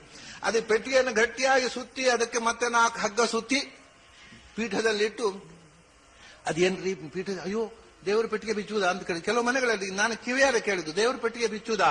ಅದು ನಾವು ಬಿಚ್ಚೋಗಟ್ಲೇ ಇಲ್ಲ, ಹಿರಿಯರು ಪೂಜೆ ಮಾಡಿದ್ದು, ಅದನ್ನು ಕಟ್ಟಿಟ್ಟು. ದೇವರನ್ನ ಕಟ್ಟಿಡುವುದರಲ್ಲಿ ತಾತ್ಪರ್ಯ ಹೊರತು ದೇವರನ್ನ ತೆರೆದು ನೋಡುವುದರಲ್ಲಿ ಯಾರಿಗೂ ತಾತ್ಪರ್ಯ ಇಲ್ಲ. ಅದನ್ನ ಎಲ್ಲಿ ತನಕ ಅಂದ್ರೆ ತೆಗಿಬಹುದಾ, ನಾವು ದೇವರ ಪೆಟ್ಟಿಗೆ ತೆಗಿಬಹುದಾ ಅಂತ ಒಬ್ರು ಕೇಳಿದ್ರು. ಅಲ್ರಿ ಮತ್ತೆ ಈ ತೆಗಿಲಿಕ್ಕೆ ಇರೋದು, ಪೆಟ್ಟಿಗೆ ಮುಚ್ಚಿಡ್ಲಿಕ್ಕೆ ಇರೋದಲ್ಲ, ಅದರೊಳಗಿರುವ ವಿಗ್ರಹ ತೆಗಿರಿ. ಎಲ್ಲಿ ತನಕ ಅಂದ್ರೆ ಒಂದು ಮನೆ ಬಿದ್ದು ಹೋಯ್ತು. ಮನೆ ಬಿದ್ದು ಹೋದಾಗ ಆ ದೇವತಾರ್ಚನೆ ಪೆಟ್ಟಿಗೆ ಭೂಗತ ಆಯ್ತು. ಅವರು ಬಂದು ಕೇಳ್ತಾರೆ, ಅದು ಭೂಗತ ದೇವತಾರ್ಚನೆ ಪೆಟ್ಟಿಗೆ ತೆಗಿಬಹುದಾ? ಪಾಪ ಬರ್ಲಿಕ್ಕಿಲ್ವ ತೆಗೆದ್ರೆ? ಅಲ್ಲ, ನೀವು ತೆಗೆದಿದ್ರೆ ಪಾಪ ಬರುತ್ತೆ, ಮೊದಲು ತೆಗೆದು ಮನೆಯಲ್ಲಿ ಪೀಠದಲ್ಲಿ ಇಟ್ಟು ಪೂಜೆ ಮಾಡಿ. ಹೀಗೆ ದೇವರನ್ನ ಅವಾಯ್ಡ್ ಮಾಡುವುದರಲ್ಲೇ ಭರ, ದೇವರನ್ನು ಪೂಜೆ ಮಾಡುವುದರಲ್ಲ ಭಯ. ದೇವರ ಪೆಟ್ಟಿಗೆ ಓಪನ್ ಮಾಡಬಹುದಾ? ಅದರಿಂದ ವೇದ ಅನ್ನುವುದು ಹಾಗೆ ದೇವತಾರ್ಚನೆ ಪೆಟ್ಟಿಗೆ, ಅದು ಶಾಲಿಗ್ರಾಮದ ಸಂಪುಟ ಪೂಜೆ ಮಾಡುವುದಲ್ಲ. ಅದನ್ನು ಅಭಿಷೇಕ ಮಾಡಬೇಕಾದ್ರೆ ಮೊದಲು ಶಾಲಿಗ್ರಾಮದ ಮುಚ್ಚಳ ತೆಗಿ, ಹೆಸರೇ ಛಂದಾಂಸಿ ಅಂತ. ಛಾದಯಂತೀತಿ ಛಂದಾಗಂಸಿ. ಭಗವಂತನ ರಹಸ್ಯವನ್ನ ಮುಚ್ಚಿಟ್ಟ ಕರಡಿಕೆಗಳು ಅಂತ ಹೆಸರೇ ಅದಕ್ಕೆ. ಆ ಕರಡಿಕೆಗೆ ಮಂಗಳಾರತಿ ಮಾಡಿದ್ರೆ ಏನ್ ಬಂತು? ಅದರ ಮುಚ್ಚಳ ತೆಗಿ. ಬಹಳ ಜನರಿಗೆ ಮುಚ್ಚಳ ತೆಗಿಲಿಕ್ಕೆ ಬರುವುದಿಲ್ಲ. ಅದಕ್ಕೆ ಅಯ್ಯೋ ಮುಚ್ಚಳ ತೆಗಿಲಿಕ್ಕೆ ಬರುವುದಿಲ್ರಿ, ಇದ್ದಕ್ಕೆ ಹಂಗೆ ಮಂಗಳಾರತಿ ಮಾಡಿಬಿಡೋಣ, ಕೃಷ್ಣಾರ್ಪಣ ಹೇಳಿಬಿಡೋಣ ಅಂತ. ಮುಚ್ಚಳ ತೆಗೆಯದೆ ಕರಡಿಕೆಯನ್ನೇ ಉಪಾಸನೆ ಮಾಡುವ ಮಂದಿಗೆ ಎಂದೂ ವೇದ ಅರ್ಥ ಆಗುವುದಿಲ್ಲ. ಮುಚ್ಚಳ ತೆಗೆದ ಅದರಿಂದ ಶಬ್ದ ಬ್ರಹ್ಮಣಿ ನಿಷ್ಣಾತಃ ನ ನಿಷ್ಣಾಯಾತ್ ಪರೇದಿ. ಇಡೀ ವೇದ ಬಾಯಿಪಾಠ ಬರುತ್ತೆ. ನಖಶಿಖಾಂತ ಊರು ಹೊಡೆದಿದ್ದಾನೆ, ಆದ್ರೆ ಒಂದು ಮಂತ್ರದ್ದು ಸುಡುದಿನ್ಲಿಕ್ಕೂ ಅರ್ಥ ಗೊತ್ತಿಲ್ಲ, ಏನು ಉಪಯೋಗ ಇಲ್ಲ ಅಂದ್ರು. ನೀನು ಶ್ರಮಸ್ತಸಿ ಹೇಗೆ ಅಂದ್ರೆ ಬಂಜೆ ಕರು ಹಾಕದ ಗೊಡ್ಡು ದನವನ್ನು ಸಾಕಿದ ಹಾಗೆ. ಒಂದು ಹನಿ ಹಾಲು ಸಿಗೋಲ್ಲ ನಿನಗೆ ವೇದದಿಂದ. ಗೊಡ್ಡು ದನ ನಿನ್ನ ಪಾಲಿಗೆ ವೇದ. ಆದರೆ ಅದರಲ್ಲಿರತಕ್ಕಂಥ ಮುಚ್ಚಳ ತೆಗೆದು ಅಂತರಂಗದ ರಹಸ್ಯವನ್ನು ಉಪಾಸನೆ ಮಾಡುವ ನಿಟ್ಟಿನಲ್ಲಿ ವೇದಕ್ಕೆ ಶರಣಾಗು. ವೇದದ ಅರ್ಥ ಎಲ್ಲ ಭಾಷ್ಯ ಗೀಷ್ಯ ಓದ್ತೀನ್ರಿ ನಾವು, ಎಲ್ಲ ಎಷ್ಟು ಭಾಷ್ಯಗಳು ಪ್ರಿಂಟ್ ಆಗಿದೆ, ಅದೆಲ್ಲ ಅರ್ಥ ಆಗೋದಿಲ್ಲ. ವೇದವನ್ನ ನಿನ್ನ ಬುದ್ಧಿವಂತಿಕೆಯ ಬಲದಿಂದ ಅರ್ಥ ಮಾಡಿಕೊಳ್ತೇನೆ ಅಂತ ನೀನು ಅಹಂಕಾರದಿಂದ ಇಳಿದ್ರೆ ವೇದ ನಿನ್ನ ಮುಂದೆ ತೆರೆಕೊಳ್ಳುವುದಿಲ್ಲ. ಮತ್ತೆ ವೇದಕ್ಕೆ ಶರಣಾಗು ಅಂದ್ರೆ ಅದು ನಿನ್ನನ್ನು ಒಪ್ಪಿಕೊಳ್ಳುತ್ತೆ, ನಿನ್ನ ಮುಂದೆ ತೆರೆಕೊಳ್ಳುತ್ತೆ. ಇಲ್ಲದಿದ್ದರೆ ವೇದಾರ್ಥ ಆಗುವುದಿಲ್ಲ. ಹಾಗಾಗಿ ವೇದದ ಎಲ್ಲಾ ಗ್ರಂಥಗಳ ಹಾಗೆ ವೇದವನ್ನು ಅರ್ಥ ಮಾಡಿಕೊಂಡು ಬಿಡ್ತೇನೆ ಅನ್ನುವಂಥ ಶಬ್ದಶಾಸ್ತ್ರದ ಪಾಂಡಿತ್ಯದಿಂದ ಹೋದವರಿಗೆ ಶಬ್ದ ತಿಳಿಯಿತು, ಅರ್ಥ ತಿಳಿಯಲೇ ಇಲ್ಲ. ವೇದಕ್ಕೆ ಶರಣಾಗಿ ಅರ್ಥ ತಿಳಿದೇ ಇದ್ದವರಿಗೆ ಗೊಡ್ಡು ದನ ಮನೆಯಲ್ಲಿ ಸಾಕಿದರೆ ಒಂದು ಹನಿ ಹಾಲಿಲ್ಲ ಹೇಗೆ, ಹಾಗೆ ಅವರ ಪಾಲಿಗೆ ವೇದವೂ ಒಂದು ಗೊಡ್ಡು ದನ. ಆ ರೀತಿ ಮಾಡಬೇಡ. ವೇದ ದೇವತೆಗೆ ಶರಣಾಗು, ವೇದಾಭಿಮಾನಿಗಳಿಗೆ ಶರಣಾಗು, ವೇದವಾಚ್ಯನಾದ ಭಗವಂತನಿಗೆ ಶರಣಾಗು. ಆಗ ವೇದ ನಿನ್ನ ಮುಂದೆ ತೆರೆಕೊಳ್ಳುತ್ತೆ. ಹೀಗೆ ಒಂದೊಂದೇ ಸಂಗತಿಗಳನ್ನ ತಿಳಿಯಾಗಿ ಬಿಡಿಸಿ ಹೇಳಿ ಅಂದ್ರೆ ಭಗವಂತನನ್ನ ಆರಾಧನೆ ಮಾಡಬೇಕು. ವೇದದಲ್ಲಿ ಹೇಳಿದ್ದಾರೆ ಭಗವಂತನ ಆರಾಧನೆ ಅಂದ್ರೆ ಭಗವಂತ ಪೂಜೆ ಮಾಡ್ತೇನೆ ಬಾ ಅಂದ್ರೆ ಅವನೇನು ನಮ್ಗೆ ಕಾಣ್ಲಿಕ್ಕೆ ಸಿಗೋಲ್ಲ. ಹಾಗಾದ್ರೆ ಎಲ್ಲಿ ಆರಾಧನೆ ಮಾಡಲಿಕ್ಕೆ ಪ್ರತೀಕ ಏನು? ಭಗವಂತನ ಆರಾಧನೆಗೆ ನಮಗೆ ಪ್ರತೀಕವೇ ಮುಖ್ಯ. 11 ಪ್ರತೀಕಗಳು ಭಗವಂತನ ಆರಾಧನೆಗೆ ಬಹಳ ಪ್ರಶಸ್ತ ಅಂತ ಹೇಳ್ತಾನೆ ಕೃಷ್ಣ. ಸೂರ್ಯ ಅಗ್ನಿ ಬ್ರಾಹ್ಮಣ ಗಾವೋ ವೈಷ್ಣವ ಖಂ ಮರುತ್ ಜಲಂ ಭೂ ಆತ್ಮಾ ಸರ್ವಭೂತಾನಿ ಭದ್ರ ಪೂಜಾಪದಾನಿ ಮೇ. ನನ್ನ ಆರಾಧನೆಯ ಪ್ರತೀಕಗಳಲ್ಲಿ ಮುಖ್ಯವಾದ ಒಂದು ಪ್ರತೀಕ ಸೂರ್ಯ ಅಂತಂದು. ಆದ್ರಿಂದ ತ್ರಯಾಚ ವಿದ್ಯೆಯಾ ಸೂರ್ಯೇ, ಆದಿತ್ಯೇ, ನೀನು ಗಾಯತ್ರಿ ಮಂತ್ರದಿಂದ ವೇದ ಮಂತ್ರಗಳಿಂದ ಸೂರ್ಯನಲ್ಲಿ ಇರತಕ್ಕಂಥ ನಾರಾಯಣನನ್ನು ಉಪಾಸನೆ ಮಾಡು. ಅದು ನನ್ನ ಒಂದು ಪ್ರತೀಕ. ಕೃಷ್ಣ ಉದ್ಧವನಿಗೆ ಹೇಳಿದ ಮಾತು. ಆಮೇಲೆ ಸೂರ್ಯನ ಪ್ರತೀಕದ ನಂತರ ಅಗ್ನಿ ಮುಖದಲ್ಲಿ ಆರಾಧನೆ ಮಾಡ್ತೇವೆ ನಾವು, ಹೋಮ ಹವನ ಅಂತ. ಅದರಿಂದ ಹವಿಷಾ ಅಗ್ನೌ ಯಜೇತಮಾಂ, ಹವಿಷಾ ಅಗ್ನೌ ಯಜೇತಮಾಂ. ನಾನಾ ವಿಧವಾದಂತಹ ಹವಿಸ್ಸುಗಳ ಮೂಲಕ, ಮುಖ್ಯವಾಗಿ ಅಜ್ಯಾಹುತಿಯ ಮೂಲಕ, ನಾನಾ ವಿಧವಾದ ದ್ರವ್ಯಗಳನ್ನು ಭಗವಂತನಿಗೆ ಅರ್ಪಿಸುವ ಮೂಲಕ ಅಗ್ನಿಯಲ್ಲಿ ಅಂತರ್ಗತನಾದ ನನ್ನನ್ನು ಅಗ್ನಿ ಪ್ರತೀಕದಲ್ಲಿ ಪೂಜೆ ಮಾಡು. ಒಂದು ಸೂರ್ಯ ಗಾಯತ್ರಿಯಾದಿ ಮಂತ್ರಗಳಿಂದ, ಇಲ್ಲ ಬೇರೆ ಬೇರೆ ಮಂತ್ರಗಳಿಂದ ಭೂಮಿ ಸ್ಥಾನದಲ್ಲಿ, ಅದು ಅಂತರಿಕ್ಷ ದೈವಸ್ಥಾನ, ಭೂಸ್ಥಾನದಲ್ಲಿ ಅಗ್ನಿ ಪ್ರತೀಕದಲ್ಲಿ ನನ್ನ ಪೂಜೆ ಮಾಡು. ಅದಲ್ಲ ಅಂದ್ರೆ ಆತಿಥ್ಯೇನತು ವಿಪ್ರಾಗ್ರಿಯೇ, ಯಾರಾದರೂ ಜ್ಞಾನಿಗಳು ಬಂದರೆ ಜ್ಞಾನಿಗಳು ನನ್ನ ಪ್ರತಿಮೆ, ಅವರಲ್ಲಿ ನನ್ನನ್ನು ಕಾಣುವ ಪೂಜೆ ಮಾಡು. ಏನು ಮಾಡಬೇಕು? ಯಾರ ಜ್ಞಾನಿಗಳು ಬಂದ ಕೂಡಲೇ ಹಂದಾಡಬಾರದು, ಪೀಠದಲ್ಲಿ ಕೂತ್ಕೊಳ್ಳಿ ಮಂಗಳಾರತಿ ಮಾಡ್ತೇನೆ ಪೂಜೆ ಮಾಡಬೇಕು ಅಂತ ಹೇಳಿದ್ದಾನೆ ಕೃಷ್ಣ. ಅಲ್ಲ, ಅವರಿಗೆ ಜ್ಞಾನಿಗಳನ್ನ ಪೂಜೆ ಮಾಡುದು ಅಂದ್ರೆ ಅವರನ್ನ ಹೊಟ್ಟೆ ತುಂಬ ತಿನ್ನಿಸು, ಸಂತೋಷ ಪಡಿಸು, ಆತಿಥ್ಯ ಮಾಡು. ಜ್ಞಾನಿಗಳಿಗೆ ನೀನು ಮಾಡುವ ಆತಿಥ್ಯ ನನಗೆ ಸಲ್ಲುವ ಪೂಜೆ. ಆಮೇಲೆ ಬ್ರಾಹ್ಮಣ ಗಾವಹ, ಗೋವುಗಳ ಪೂಜೆ ಮಾಡು. ನನ್ನ ಪ್ರತೀಕ ಅದು, ನನಗೆ ಸಲ್ಲುತ್ತೇನೆ. ಹೌದಾ? ಹಾಗಾದ್ರೆ ಗೋವುಗಳನ್ನು ಹಾಗೆ ತಂದು ಪೀಠದಲ್ಲಿ ಕಟ್ಟಿ ಮಂಗಳಾರತಿ ಮಾಡಬೇಕಾ? ಗೋವುಗಳ ಪೂಜೆಯನ್ನು ಮಂಗಳಾರತಿ ಅಲ್ಲ. ಗೋವುಗಳನ್ನು ದೂರದಲ್ಲಿ ಕಟ್ಟಿ ಹಾಗೆ ಅರ್ಘ್ಯಂ ಸಮರ್ಪಯಾಮಿ ಬಾದ್ಯಂ ಸಮರ್ಪಯಾಮಿ ಅಲ್ಲ. ಮತ್ತೆ ಗೋಶ್ವಂಗ ಯವಸಾದಿನ, ಅವುಗಳಿಗೆ ಅವು ಹಾಲು ಕೊಡ್ಲಿ ಬಿಡ್ಲಿ, ಅದರೊಳಗೆ ಭಗವಂತ ಇದ್ದಾನೆ ಅಂತ ಅದಕ್ಕೆ ಆಹಾರ ಕೊಡು, ಹಿಂಡಿ ಕೊಡು, ಹುಲ್ಲು ಹಾಕು, ಪ್ರೀತಿಯಿಂದ ಗೋವುಗಳನ್ನು ಸಾಕು. ಅದು ನನ್ನ ಪೂಜೆ. ಹಾಗೆ ವೈಷ್ಣವ ಖಂ ಮರುಜ್ಜಲಂ, ವಿಷ್ಣು ಭಕ್ತರು ಯಾರಿದ್ರು ಅವರು ನನ್ನ ಪ್ರತೀಕ. ಅವರನ್ನು ಪೂಜೆ ಮಾಡಬೇಕು. ಹೇಗೆ ಮಾಡಬೇಕು? ವೈಷ್ಣವೇ ಬಂಧು ಸತ್ಕೃತ್ಯ. ಪ್ರತಿಯೊಬ್ಬ ವೈಷ್ಣವರು ನನ್ನ ಬಾಂಧವರು, ನನ್ನ ಅಂತರಂಗ ಬಂಧುಗಳು ಅಂತ ವೈಷ್ಣವರನ್ನ ಪ್ರೀತಿಸು. ಅದು ನನಗೆ ನೀನು ಮಾಡುವ ಪೂಜೆ. ಹೃದಯಕ್ಕೆ ಧ್ಯಾನ ನಿಷ್ಠೆಯ. ಆಕಾಶ ನನ್ನ ಪ್ರತೀಕ. ಆಕಾಶ ಅಂದ್ರೆ ಆಕಾಶದಲ್ಲಿ ಉಪಾಸನೆ ಮಾಡಬೇಡ, ಹೃದಯಾಕಾಶದಲ್ಲಿ ನನ್ನನ್ನು ಧ್ಯಾನ ಮಾಡು. ಅದು ನನ್ನ ಬಹಳ ಮುಖ್ಯವಾದ ಪ್ರತೀಕ. ಹೃತ್ಕಮಲ ಉಪಾಸನೆ ಮಾಡುವಾಗಲೂ ವಾಯವು ಮುಖ್ಯ ಧಿಯ. ಅತ್ಯಂತ ನನ್ನ ಹೃದಯದಲ್ಲಿ ಪ್ರಾಣದೇವರಿದ್ದಾರೆ, ಪ್ರಾಣದೇವರಲ್ಲಿ ಭಗವಂತ ಇದ್ದಾನೆ ಅಂತ ಪ್ರಾಣ ಪ್ರತೀಕದಲ್ಲಿ. ಜಲಂ, ಕೆರೆಯ ನೀರನ್ನು ಕೆರೆಗೆ ಚೆಲ್ಲಿ ನೀರಿನಲ್ಲಿರತಕ್ಕಂಥ ನನ್ನನ್ನು ಪೂಜೆ ಮಾಡು. ತೋಯೇ ದ್ರವ್ಯ ಪುರಸ್ಕೃತೈ. ಆಮೇಲೆ ಭೂಹು, ಭೂಮಿಯಲ್ಲಿ ನಾನಿದ್ದೇನೆ. ಆ ಭೂಮಿಯಲ್ಲಿ ಸ್ಥಂಡಿಯಲ್ಲಿ ಬಿಡಿಸಿ, ಮಂಡಲ ಬಿಡಿಸಿ, ಆ ಮಂಡಲದಲ್ಲಿ ನನ್ನ ಅರ್ಚನೆ ಮಾಡು. ಭೂಮಿಯಲ್ಲಿರತಕ್ಕಂಥ ನಾನು. ಭೋಗೈ ಆತ್ಮಾನಮಾತ್ಮನೆ. ಎಲ್ಲೆಲ್ಲಿ ಯಾಕಯ್ಯ? ನಿನ್ನೊಳಗೆ ನಾನಿದ್ದೇನೆ, ನೀನೇ ನನ್ನ ಪ್ರತೀಕ, ನನ್ನ ಪ್ರತಿಮೆ, ಪ್ರತಿಯೊಬ್ಬ ಜೀವ ಕೂಡ. ಅದರಿಂದ ನಿನ್ನ ಒಳಗಿರತಕ್ಕ ಭಗವಂತ ಪ್ರೀತನಾಗಲಿ ಅಂತ ಈ ದೇಹವನ್ನು ಅಲಂಕರಿಸು. ಈ ದೇಹವನ್ನು ಅಲಂಕರಿಸುವುದು ನಿನ್ನ ಚಂದಕ್ಕಲ್ಲ, ಇದರೊಳಗಿರತಕ್ಕ ಭಗವಂತನ ಅಲಂಕಾರ. ಅದು ಈ ದೇಹಕ್ಕೆ ಒಳ್ಳೆ ಆಹಾರ ಕೊಡು. ಒಳಗಿರತಕ್ಕ ಭಗವಂತನಿಗೆ ಅಗ್ನಿಹೋತ್ರ, ಅದು ಪ್ರಾಣಾಯ ಸ್ವಾಹ ಅಪಾನ. ಒಳಗಿರತಕ್ಕ ವೈಶ್ವಾನರನಿಗೆ ಅದು ಅಗ್ನಿಹೋತ್ರ ಅಂತ ತಿಳ್ಕೊಂಡು ನಿನ್ನ ದೇಹವನ್ನು ಚೆನ್ನಾಗಿ ರಕ್ಷಣೆ ಮಾಡು. ಅದು ನಿನ್ನ ರಕ್ಷಣೆ ಅಲ್ಲ, ನಿನ್ನೊಳಗಿರತಕ್ಕ ಭಗವಂತನ ಗುಡಿಯ ರಕ್ಷಣೆ ಅದು. ಆಮೇಲೆ ಸರ್ವಭೂತಾನಿ ಸಮತ್ವೇನೇ ಇಲಿತಮಂ. ಪ್ರತಿಯೊಂದು ಪ್ರಾಣಿ ಮಾತ್ರದಲ್ಲಿ, ವಸ್ತು ಮಾತ್ರದಲ್ಲಿ ಭಗವಂತ ಇದ್ದಾನೆ. ಶುನಿಚೈವ ಶೋಪಾಕೇಚ. ನಾಯಿಯಲ್ಲೂ ಇದ್ದಾನೆ, ಇರುವೆಯಲ್ಲೂ ಇದ್ದಾನೆ, ಆನೆಯಲ್ಲೂ ಇದ್ದಾನೆ, ಜ್ಞಾನಿಯಲ್ಲೂ ಇದ್ದಾನೆ. ಎಲ್ಲ ಕಡೆಯೂ ಇರತಕ್ಕ ಭಗವಂತ ಏಕರೂಪನಾಗಿದ್ದಾನೆ. ಆ ಅಧಿಷ್ಠಾನದಲ್ಲಿ ಮೇಲೂ ಕೀಳು ಇರಬಹುದು, ದೊಡ್ಡದು ಸಣ್ಣದು ಇರಬಹುದು. ಅವನು ಸಮನಾಗಿ ಪರಿಪೂರ್ಣನಾಗಿದ್ದಾನೆ ಅಂತ ಸಮಸ್ತ ಪ್ರಾಣಿ ಜಾತದಲ್ಲಿ ನನ್ನನ್ನು ಕಾಣು. ಇವೇ 11 ನನ್ನ ಪೂಜೆಯ ಅಧಿಷ್ಠಾನಗಳು. ಹೀಗೆ ಸಮಸ್ತ ವಿಶ್ವದಲ್ಲಿ ನನ್ನನ್ನು ಉಪಾಸನೆ ಮಾಡುವಂತ ಉದ್ಧವನಿಗೆ ಉಪದೇಶ ಮಾಡಿರತಕ್ಕಂಥ ಕೃಷ್ಣ. ಅಲ್ಲ, ಉಪಾಸನೆ ಮಾಡಬೇಕಾಗಿದ್ದರೆ ಇಷ್ಟೆಲ್ಲ ಮಾಡಬೇಕಾಗಿರಲ್ಲ, ದುಡ್ಡು ಬೇಕಲ್ಲ. ಅದಕ್ಕೆ ದುಡ್ಡು ಸಂಪಾದನೆ ಮಾಡಿ ಶ್ರೀಮಂತರಾದ್ಮೇಲೆ ಆಮೇಲೆ ನೀನು ಪೂಜೆ ಮಾಡ್ಲಿಕ್ಕೆ ಶುರು ಮಾಡೋಣ. ಮೊದಲು ದುಡ್ಡು ಮಾಡೋದು, ಆಮೇಲೆ ಪೂಜೆ ಮಾಡೋದು ಅಲ್ಲ ಅಂತಾನೆ ಕೃಷ್ಣ. ಅಕಿಂಚನಸ್ಯ ದಾಂತಸ್ಯ ಶಾಂತಸ್ಯ ಸಮಚೇತಸಃ ಮಯಾ ಸಂತುಷ್ಟಮನಸಃ ಸರ್ವಾಃ ಸುಖಮಯಾ ದಿಶಃ. ದುಡ್ಡಿನಿಂದ ನೆಮ್ಮದಿ ಸಿಗುವುದಿಲ್ಲ, ಭಗವಂತ ಒಲಿಯುವುದಿಲ್ಲ. ದುಡ್ಡಿಗೋಸ್ಕರ ಟೆನ್ಷನ್, ದುಡ್ಡಿನಿಂದ ಭಯ, ದುಡ್ಡಿನಿಂದ ಕೋಪ, ದುಡ್ಡಿನಿಂದ ದ್ವೇಷ, ಎಲ್ಲ ಸಮಸ್ಯೆಗಳು. ದುಡ್ಡಿನ ರಕ್ಷಣೆಗೋಸ್ಕರ ಜೋಪಾನ, ಯಾರು ಕದ್ದುಕೊಳ್ತಾರೋ ಅಂತ ಭಯ, ಆಮೇಲೆ ಯಾರೋ ಒಬ್ಬರು ದುಡ್ಡಿನ ಅಡ್ಡಗಾಲ ಹಾಕಿರೋರ ಮೇಲೆ ಕೋಪ, ದುಡ್ಡಿನ ಆಸೆ, ದುಡ್ಡಿನಿಂದ ಕೋಪ, ದುಡ್ಡಿನಿಂದ ಲೋಭ, ದುಡ್ಡಿನಿಂದ ಭಯ. ಸಮಸ್ತ ದುರ್ಗುಣಗಳು ಕೂಡ ದುಡ್ಡಿನ ಹಿಂದೆ ಬರ್ತಾವೆ. ಅದ್ ದುಡ್ಡು ನೆಮ್ಮದಿ ಕೊಡೋಲ್ಲ. ಅದರಿಂದ ದುಡ್ಡು ಸಿಕ್ಕಿದ ಮೇಲೆ ದೇವರ ಪೂಜೆ ಮಾಡೋಣ ಅಂತ ಕೂಡಬೇಡ. ನಿಜವಾಗಿ ನೆಮ್ಮದಿ ಇರುವುದು ದುಡ್ಡಿನ ಹಿಂದೆ ಹೋದಾಗ ಅಲ್ಲ, ನನ್ನ ಹಿಂದೆ ಹೋದಾಗ. ನನ್ನ ಹಿಂದೆ ಹೋದವ್ರಿಗೆ ನಾ ದುಡ್ಡು ಕೊಡೋದೇ ಇಲ್ಲ. ಅದರಿಂದ ಯಾರು ದುಡ್ಡಿನ ಅಕಿಂಚನ ಅಂದ್ರೆ ದುಡ್ಡು ಇಲ್ಲದವರು ಅಂತ ಏನೂ ಅಲ್ಲ, ದುಡ್ಡಿನ ಬೆನ್ನ ಹಿಂದೆ ಹೋಗದವರು. ದೊಡ್ಡ ದೊಡ್ಡ ಮಹಾಜ್ಞಾನಿಗಳು, ಶ್ರೀಮಂತರು, ಚಕ್ರವರ್ತಿಗಳು ಇದ್ರು. ಅವರು ದುಡ್ಡಿನ ಬೆನ್ನ ಹಿಂದೆ ಹೋಗಲಿಲ್ಲ, ದುಡ್ಡಿತ್ತು. ಇಷ್ಟೇ ವಿಷಯ. ದುಡ್ಡಿನ ಬೆನ್ನ ಹಿಂದೆ ನೀನು ಹೋಗಬೇಡ. ಯಾರು ದುಡ್ಡಿನ ಬೆನ್ನ ಹಿಂದೆ ಹೋಗ್ತಾರೋ ಅವರಿಗೆ ದುಡ್ಡು ದಕ್ಕೋದಿಲ್ಲ. ಯಾರು ದುಡ್ಡಿಗೆ ಬೆನ್ನ ಹಾಕಿ ಹೋಗ್ತಾರೋ ಅವ್ರ ಹಿಂದೆ ದುಡ್ಡು ಬರುತ್ತೆ. ನಿನ್ನ ಹಿಂದೆ ದುಡ್ಡು ಬರುವಂತೆ ಮಾಡು, ದುಡ್ಡಿನ ಹಿಂದೆ ನೀನು ಹೋಗಬೇಡ.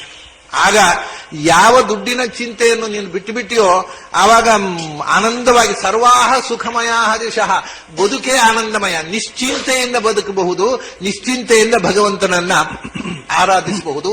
ಆದ್ರಿಂದ ಜೀವನದಲ್ಲಿ ದುಡ್ಡು ಸಮಸ್ಯೆಯ ಮೂಲ ಅನ್ನುವ ಎಚ್ಚರದಿಂದ ಅದು ಸತ್ಕರ್ಮಕ್ಕೋಸ್ಕರ ಮಾತ್ರ ವಿನಿಯೋಗವಾಗುವಂತೆ ಅದರ ಬಗ್ಗೆ ಎಚ್ಚರ ವಹಿಸು. ನ ಸಾಧಯತಿ ಮಾಂ ಯೋಗೋ ನ ಸಾಂಖ್ಯಂ ಧರ್ಮ ಉದ್ಧವ ನ ಸ್ವಾಧ್ಯಾಯಃ ತಪಃ ತ್ಯಾಗೋ ಯಥಾ ಭಕ್ತಿ ಮನೋರ್ಜಿತಾ. ಹಾಗಾದ್ರೆ ದುಡ್ಡು ಸಂಪಾದನೆಗೋಸ್ಕರ ನಾನು ತಲೆ ಕೆಡಿಸಿಕೊಳ್ಳುವುದಿಲ್ಲ. ದೇವರು ಕೊಟ್ಟದ್ರಲ್ಲಿ ತೃಪ್ತಿ ಪಡ್ತೇನೆ. ಈಗ ದೇವರನ್ನು ಒಲಿಸ್ಕೋಬೇಕು. ಏನ್ ಮಾಡಬೇಕು? ಅದು ತುಂಬಾ ಶಾಸ್ತ್ರ ಓದಿ ಮಹಾಶಾಸ್ತ್ರ ಪಂಡಿತ ಆಗಿ ವಾಕ್ಯಾರ್ಥ ಮಾಡಿ ಎಲ್ಲರ ಮುಖಭಂಗ ಮಾಡಿ ಸಭೆಯಲ್ಲಿ ದಿಗ್ವಿಜಯ ಮಾಡ್ಲಾ ಶಾಸ್ತ್ರ ಪಂಡಿತನಾಗಿ, ಅಥವಾ ಬೆಳಗಿನ ಸಂಜೆ ತನಕ ಯಾಗಜ್ಞೆ ಮಾಡ್ತಾ ಕೂತ್ಕೊಳ್ಳ, ಸಾಂಖ್ಯ ಶಾಸ್ತ್ರದಲ್ಲಿ ಪಂಡಿತನಾಗಲಿಯೋ, ಕರ್ಮಯೋಗದಲ್ಲಿ ನಿಷ್ಠಾತನಾಗಲಿಯೋ, ಏನ್ ಮಾಡಲಿ ಭಗವಂತನ ಒಲಿಸಲಿಕ್ಕೆ? ನೀನು ಯಜ್ಞ ಯಾಗಗಳನ್ನು ಮಾಡಿದರೆ ನಾನು ಒಲಿಯುವುದಿಲ್ಲ, ಸಮಸ್ತ ವೇದಗಳನ್ನು ಮುಖೋದ್ಗತ ಮಾಡಿದ್ರಿಂದ ನಾನು ಒಲಿಯುವುದಿಲ್ಲ. ನಿನ್ನ ಸಾಂಖ್ಯ ಯೋಗಗಳಿಗೆ, ನಿನ್ನ ಪಾಂಡಿತ್ಯಕ್ಕೆ, ನಿನ್ನ ಜ್ಞಾನದ ಅಹಂಕಾರಕ್ಕೆ ಯಾವುದಕ್ಕೂ ನಾನು ಒಲಿಯುವುದಿಲ್ಲ. ಭಗವಂತನನ್ನು ಒಲಿಸುವ ಇವು ಯಾವುದೂ ಭಗವಂತನನ್ನು ಒಲಿಸುವ ವಿಧಾನಗಳಲ್ಲ. ಮತ್ತೆ ಅವು ಮತ್ತಷ್ಟು ನಾನು ದೊಡ್ಡ ಶಾಸ್ತ್ರ ಪಂಡಿತ ಅನ್ನೋ ಅಹಂಕಾರ, ನಾನು ಇವನು ಪ್ರಾಚೀನ ಬರಹಿ ಆದ, ಬೆಳಗಿನ ಸಂಜೆ ತನಕ ನನ್ನಷ್ಟು ಯಾಗ ಮಾಡಿದವರು ಯಾರಿದ್ದಾರೆ ಅನ್ನುವ ಅಹಂಕಾರವಾಗಿ ಕೂತ್ಬಿಡುತ್ತೆ. ನಾನು ಒಲಿಯುವುದು ಅನನ್ಯವಾದ ಭಕ್ತಿಗೆ. ಅನನ್ಯಾಶ್ಚಿಂತೆಯಂತೋ ಮಾಂ ಯೇ ಜನಾ ಪರಿಪಾಸತೆ. ನನ್ನಲ್ಲಿ ಅನನ್ಯವಾದ ಭಕ್ತಿ ಇಲ್ಲದಂಥ ಶುಷ್ಕ ಪಾಂಡಿತ್ಯ, ಶುಷ್ಕವಾದ ಕರ್ಮಕಾಂಡ ಯಾವುದಕ್ಕೂ ನಾನು ಒಲಿಯುವುದಿಲ್ಲ. ಭಕ್ತಿಪೂರ್ವಕವಾಗಿ ಏನಿದ್ರೂ ಒಲಿತೇನೆ ನಾನು. ಆದ್ರಿಂದ ಭಕ್ತಿರೇವೈನಂ ಗಮಯತಿ ಭಕ್ತಿವಶಃ ಪುರುಷಃ ಅನ್ನೋದು ಎಚ್ಚರ ಇರಲಿ. ಎಲ್ಲ ಸಾಧನೆಗೆ ಮೂಲ ಭಗವದ್ಭಕ್ತಿ. ಅದು ಇಲ್ಲದಂಥ ಎಲ್ಲ ಅನುಷ್ಠಾನಗಳು, ಎಲ್ಲ ಆಚಾರಗಳು ಬರೀ ಅಹಂಕಾರದ ಡಾಂಭಿಕತೆಯ ಪ್ರದರ್ಶನಗಳು ಅಂತ ಕೃಷ್ಣ ಹೇಳ್ತಾನೆ. ಹೀಗೆ ಎಚ್ಚರ ಕೊಟ್ಟು ಕೆಲವು ಸಣ್ಣ ಸಣ್ಣ ವಿಷಯಗಳಲ್ಲಿ, ಲೋಕನೀತಿಯಲ್ಲಿ ಕೂಡ ಅಂತಹ ಅದ್ಭುತವಾದ ಕೆಲವು ಮಾತುಗಳನ್ನು ಕೃಷ್ಣ ಹೇಳ್ತಾನೆ. ದೃಷ್ಟಿಪೂತಂ ನ್ಯಸೇತ್ಪಾದಂ ವಸ್ತ್ರಪೂತಂ ಪಿಬೇಜ್ಜಲಂ ಸತ್ಯಪೂತಂ ವದೇದ್ವಾಚಂ ಮನಃಪೂತಂ ಸಮಾಚರೇತ್.